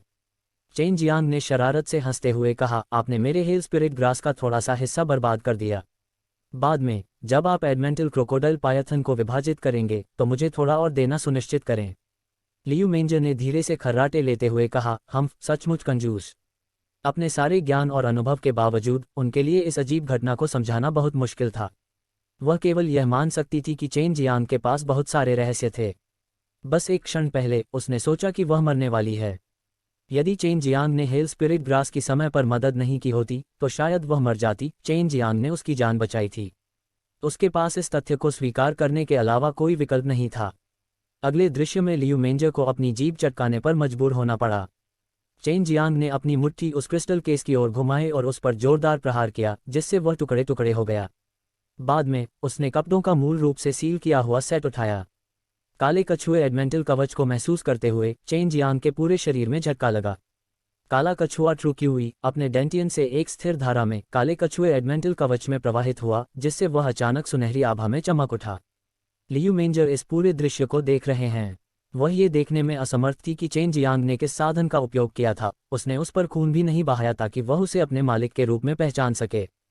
उन्होंने कोई बलि शोधन भी नहीं किया था। उन्होंने बस ब्लैक टोटोइज एडमेंटल कवच लिया और इस दृश्य का निर्माण किया। ऐसा लगा जैसे इस प्राचीन कवच ने चेन जियांग को पहचान लिया हो। निम्नलिखित दृश्य ने लियू मेंजर को और भी अधिक चौंका दिया। ब्लैक टोटोइज एडमेंटल कवच से निकलने वाली सुनहरी रोशनी अचानक पानी की तरह चलने लगी। ये धीरे धीरे चेन जियांग के शरीर पर बहने लगी। इस बीच चेन जियांग की आंखें बंद हो गईं। ऐसा लग रहा था मानो वह किसी अजीब स्थिति में आ गया हो। लियू मेंजर के होंठ थोड़े खुले। खुली आंखों से उसने सामने का नजारा देखा। चेन जियांग के पूरे शरीर पर काला कछुआ एडमेंटल कवच बह रहा था। अचानक ये चेन जियांग के कपड़ों में घुस गया और उसकी आभा भी धीरे धीरे खत्म हो गई। उसने सुना था कि काला कछुआ एडमेंटल कवच अपने मालिक को खोजने के लिए हर 10,000 साल में जागेगा। ऐसा लगता है कि चेन जियांग ही वह मास्टर था जिसका ब्लैक टोटोइज एडमेंटल आर्मर इतने सालों से इंतजार कर रहा था। ये कैसे हो गया? लियू मेंजर को कुछ भी समझ नहीं आ रहा था। वह बस यही समझ रही थी कि चेन जियांग के पास बहुत सारे गोपनीय रहस्य हैं। जियानिक्सिया वर्ल्ड का एक अनुवादित कार्य। अध्याय 170 सिंदूर पक्षी दिव्य हथियार। चेन कॉमर्स ने महसूस किया कि काला कछुआ एडमेंटल कवच उसके शरीर में बना हुआ है, जैसे कि वह उसका एक हिस्सा बन रहा है। उसकी त्वचा में विलीन हो रहा है। जब तक वह जागता है वह किसी भी समय ब्लैक टोटोइज एडमिनिस्ट्रेटर कवच जारी कर सकता था। काला कछुआ एडमेंटल कवच गायब हो गया था। चेन गामा का शरीर भी अपने मूल स्वरूप में वापस आ गया था। जैसे ही उसने अपनी तरह की हंसी उड़ाई, वह पागलों की तरह हंसने लगा। उसकी हंसी के साथ साथ उसके शरीर से एक सुनहरी आह फुट रही थी। उनके शरीर पर सुनहरी लाइट में चमकती एक स्कैंडल कवर ड्रेस दिखाई दे रही थी। इस फूल का एक पूरा सेट था, जूतों की एक जोड़ी के साथ। ये बहुत शक्तिशाली और दबंग लग रहा था। ये काला कछुआ एडमोंटल कवच है, चेन शान ने परमानंद में कहा, और उनके शरीर पर गबी कवच के दर्शन हुए। इस बार ऐसा लग रहा था कि उसका शरीर एक भयानक अवशेष में झुलसा हुआ था, जैसे कोई स्वर्गीय देवता पूरी दुनिया का तिरस्कार कर रहा हो। इससे लियू मेंजर चेंगामा से अपनी नज़रें हटाने में असमर्थ हो गए। पहली बार उन्हें इस आदमी के प्रति आकर्षण का एहसास हुआ। नया ये एहसास अद्भुत अद्भुत था। अब चेन अपनी चमक के पास न केवल ब्लैक टोटोइज एडमेंटल कवच था, बल्कि वह क्यूई का उपयोग करने में भी सक्षम नहीं था। इससे उसे ऐसा महसूस हुआ जैसे उसने अजेय के अंदर रहस्यमयी क्षेत्र में काला जादू कर दिया था, जैसे वह शासक था, इस क्षेत्र का देवता। एक ही विचार के साथ ये शक्तिशाली और पोर्टेबल सोनार बॉडी कैश फ्लैश चेन से गायब हो गया। जबकि हतप्रभ लियू मेंजर को भी जल्दी ही पता चल गया और उनकी गरीबी, पीली लेकिन अभी भी सुंदर चेहरे पर लाल रंग की झलक दिखाई दी। उनका दिल तेजी से धड़क रहा था। अभी अभी इसी तरह की भावना ने उन्हें चिंतित कर दिया, शर्मिला और कुछ हद तक भावुक हो गईं। उसके मन में तरह तरह की भावनाएं पैदा हुईं, जिससे वह कुछ हद तक असमंजस में थी। सिस्टर मेंजर, आपकी प्यारी कैसी हैं? चेन मेकर ने शैतानी मस्जिद के साथ पूछा। उन्हें बहुत अच्छा लग रहा था। मूल रूप से उन्होंने निर्णय लिया कि ब्लैक टोटोइज एडमेंटल कवच प्राप्त करने के बाद उन्होंने ब्लैक टोटोइज मिस्टीरियस डॉग को छोड़ दिया। हालांकि अब जब उसने खुद को ट्रू क्यू का उपयोग करने में सक्षम पाया, तो वह यहाँ किसी राक्षसी जानवर को मारना चाहती थी। लियू मेंजर अभी भी एक साम्राज्य पर शासन करने वाली एक मजबूत मार्शल कलाकार थी, इसलिए उसने तुरंत अपनी खिंच भारी भावनाओं को शांत और अनदेखा करते हुए कहा, बहुत अच्छा। बधाई हो, आप ये दिव्य कवच प्राप्त करने में सफल रहे। लियू मेंजर को अब केवल प्यास और जलन महसूस हो रही थी। चेन मेटल के पास अब थे दो अनोखे दिव्य उपकरण। चेन जियांग जमीन पर बैठ गए। एक शरारती मुस्कान के साथ उसने अतिरिक्त छोटे बक्से को देखा। इसके अंदर सचमुच एक दान था। वह नहीं जानता था कि यह किस प्रकार का डैन है, इसलिए उसने इसे सीधे अध्ययन के लिए सुमियाओ को दे दिया। बाद में उसने उस जानवर की खाल को खोला। काला कछुआ बाहरी ताकत तकनीक। चेन जियांग ने भौहें चढ़ाते हुए पढ़ा, ब्लैक टोटोइज एक्सटर्नल स्ट्रेंथ तकनीक की खेती करने वाले को मनोवैज्ञानिक रूप से तैयार रहना होगा। ये प्रक्रिया बहुत कठिन है, फिर भी कृषक को काफ़ी लाभ मिलेगा। ये वही है जो हमने एक साथ खोजा। सिस्टर मेंजर, क्या आप इसे चाहती हैं? मैं आपके लिए एक प्रति बनाऊंगा, चेन जियांग ने कहा। कोई ज़रूरत नहीं, यह मेरे लिए नहीं है, लियू मेंजर ने मना कर दिया। चेन जियांग ने Azure dragon slaughtering devil blade निकाला, मुस्कुराते हुए कहा, अब मौका है, मैं आपको अपने Azure dragon slaughtering devil blade पर एक नज़र डालने दूंगा और आप मुझे अपने वर्मिलियन बर्ड को देखने देंगे। दिव्य हथियार। उन्होंने Azure dragon slaughtering devil blade को जमीन पर रखा। ब्लेड का शरीर बहुत मोटा लग रहा था। हालांकि करीब से निरीक्षण करने पर कोई इसके ऊपर कई छोटी स्पिरिट नसें देख सकता था। लियू मेंजर ने इसे ध्यान से देखा। जब उसने इसे पकड़ने के लिए अपना हाथ बढ़ाया तो वह मदद नहीं कर सकी, लेकिन भौहें चढ़ाने लगी क्योंकि वह इसे हिलाने में असमर्थ थी। इससे पहले वह क्रिस्टल केस से घायल हो गई थी और अभी तक पूरी तरह से ठीक नहीं हुई थी। चेन जियांग ने भी कुछ नहीं बोला, बगल से शांति से इस घिसे पिटे सौंदर्य को देखा जिससे दूसरों को दया आ जाए। लियू मेंजर ने ब्लेड बॉडी पर स्पिरिट वेन्स को गंभीरता से देखा। अनजाने में 1 घंटा बीत गया। हेल स्पिरिट ग्रास की प्रभावकारिता बहुत अच्छी थी और लियू मेंजर इस घंटे में काफ़ी हद तक ठीक हो गए थे। वह अब Azure dragon slaughtering devil blade को उठाने में सक्षम थी और जैसा कि चेन जियांग ने कहा था, यह बहुत भारी था। उसने अनुमान लगाया कि वर्तमान में इसका वजन 10,000 जिन का है। लियू मेंजर ने एक चौकोर क्रिस्टल निकाला और चेन जियांग की ओर थोड़ा मुस्कुराया। अब मैं ऊपर इस क्रिस्टल पर इन स्पिरिट वेन्स को रिकॉर्ड करूंगा, क्या मैं कर सकता हूं? जैसी आपकी इच्छा, चेन जियांग ने हंसते हुए कहा। फिलहाल वह काफ़ी अच्छे मूड में थे। उल्लेख करने की आवश्यकता नहीं है, वह और लियू मेंजर एक साथ आग और पानी से गुजरे थे। हालांकि दोनों की शक्तियों में ज़मीन आसमान का अंतर था, लेकिन कोई कठोर भावना नहीं थी। चौकोर क्रिस्टल के साथ लियू मेंजर ने ब्लेड के दोनों किनारों पर स्किम किया। सफ़ेद रोशनी में चमकते उस क्रिस्टल को देखकर उसके चेहरे पर एक उत्साह छा गया। बाद में उसने चेन जियांग को Azure dragon slaughtering devil blade लौटा दिया। सिस्टर मेंजर, मुझे अब आपके वर्मिलियन बर्ड दिव्य हथियार पर एक नज़र डालने दीजिए। चेन जियांग ने Azure dragon slaughtering devil blade को पुनः प्राप्त किया और जल्दी से कहा। वह तो बस उत्सुक था, बस इतना ही। हालांकि उन्होंने देखा कि लियू मेंजर का चेहरा थोड़ा लाल था और ऐसा लग रहा था कि वह कुछ सोच रहे हैं। उसका सुंदर चेहरा समय के साथ और भी अधिक लाल होता जा रहा था। वह बहुत शर्मीली हो रही थी, लेकिन उसमें एक अलग तरह का आकर्षण था। अगर यह असुविधाजनक है तो कोई बात नहीं, ये देखकर कि लियू मेंजर कुछ हद तक शर्मिंदा थे, चेन जियांग मदद नहीं कर सके लेकिन चीज़ों की कल्पना कर सके। इससे उनमें वर्मिलियन बर्ड दिव्य हथियार के बारे में और भी उत्सुकता बढ़ गई। लियू मेंजर ने उसके होठों को कुतर दिया। काफ़ी देर तक सोचने के बाद उसने बेहोश होकर कहा, मेरे बचपन के दौरान मेरे माता पिता बाहर से एक लंबी यात्रा के बाद वापस आए और मुझे वर्मिलियन बर्ड दिव्य हथियार दिया। उस समय वे नहीं जानते थे कि यह क्या है, वे बस इतना जानते थे कि यह एक बहुत शक्तिशाली दिव्य हथियार था और वर्मिलियन पक्षी के साथ उनका कुछ संबंध था। उन्होंने मुझे ये भी नहीं बताया कि उन्होंने इसे कहाँ से प्राप्त किया। इसके अलावा लौटने के तुरंत बाद वे बहुत लंबे समय तक बंद कमरे में प्रशिक्षण में चले गए। ऐसा लगा कि वे बहुत गंभीर रूप से घायल हो गए थे। चेन जियांग ने बहुत ध्यान से सुना। यह उसके लिए बहुत महत्वपूर्ण था क्योंकि इसमें ऐसे विवरण हो सकते थे जो उसे 4 प्रतीकों में से अंतिम दिव्य हथियार के बारे में सुराग दे सकते थे। ये हथियार एक बहुत बहुत लंबा रिबन था। हम इसका उपयोग नहीं जानते थे, लेकिन एक बार मैंने इसे अपने शरीर के चारों ओर लपेट लिया। बाद में एक परिवर्तन हुआ और यह एक पारदर्शी रिबन में बदल गया। तब से यह मेरे शरीर से लिपट गया है और इसे उतारना कठिन है। तब से यह मेरे शरीर पर है। हालांकि ऐसा हुआ, लेकिन इसका मुझ पर कोई नकारात्मक प्रभाव नहीं पड़ा। इसके विपरीत इससे मुझे बहुत मदद मिली और कई बार मेरी जान बच गई। लियू मेंजर ने थोड़ा लाल चेहरे के साथ कहा। चेन जियांग को अब समझ आया कि लियू मेंजर क्यों शर्मिंदा थे। आखिरकार वर्मिलियन बर्ड दिव्य हथियार उसके शरीर पर था। इस बात के बारे में सोचकर चेन जियांग का दिल थोड़ा द्रवित हो गया। उसके शरीर पर एक पारदर्शी रिबन लिपटा हुआ था जो बेहद आकर्षक लग रहा था। चेन जियांग ने लियू मेंजर और उस प्रभावशाली छाती को देखा। वह शरारत से हंसा और कहा, इस पर लगाम लगा दी गई है लेकिन अभी भी यह इतनी बड़ी हो सकती है। लियू मेंजर ने खर्राटे लेते हुए कहा, हालांकि यह मेरे शरीर के चारों ओर लिपटा हुआ है, मुझे इसके अस्तित्व का एहसास नहीं होता। जब यह पानी को छूता है तो यह गायब हो जाता है, जैसे कि यह पानी से बहुत डरता हो। चेन जियांग ने उत्तर दिया, कोई आश्चर्य नहीं, वर्मिलियन पक्षी आग है जबकि काला कछुआ पानी है। शायद इसीलिए जब आपने काले कछुए एडमेंटल कवच को छुआ तो आपको इतनी बड़ी प्रतिक्रिया मिली। लियू मेंजर ने भी सहमति में अपना सिर हिलाया। अब आप समझ गए हैं, आपको देखने की अनुमति देना बहुत असुविधाजनक है। हालांकि मैं आपका फ़ायदा नहीं उठाऊंगा, लेकिन आपको मुझसे वादा करना होगा, आप इस मामले के बारे में बात नहीं कर सकते हैं। उद्धरण चिन्ह। चेन जियांग का दिल अचानक हिल गया। उसके चेहरे पर आश्चर्य की दृष्टि थी। अगर वर्मिलियन बर्ड दिव्य हथियार लियू मेंजर के शरीर के चारों ओर लिपटा हुआ था, अगर उसने उसे देखने दिया तो क्या यह नहीं होगा? वहां तक सोचते हुए चेन जियांग ने जमकर अपनी लार निगल ली। इससे लियू मेंजर का चेहरा लाल हो गया। उसने धीमी आवाज में डांटते हुए कहा, मैं तुम्हें केवल अपनी पीठ देखने दूंगी, सामने की ओर देखने के बारे में सोचना भी मत। क्या मैं छू सकता हूँ? आखिरकार आपने लंबे समय तक मेरे Azure dragon slaughtering devil blade को छुआ था। चेन जियांग ने बुरी हंसी के साथ कहा। वह मन ही मन बहुत खुश था।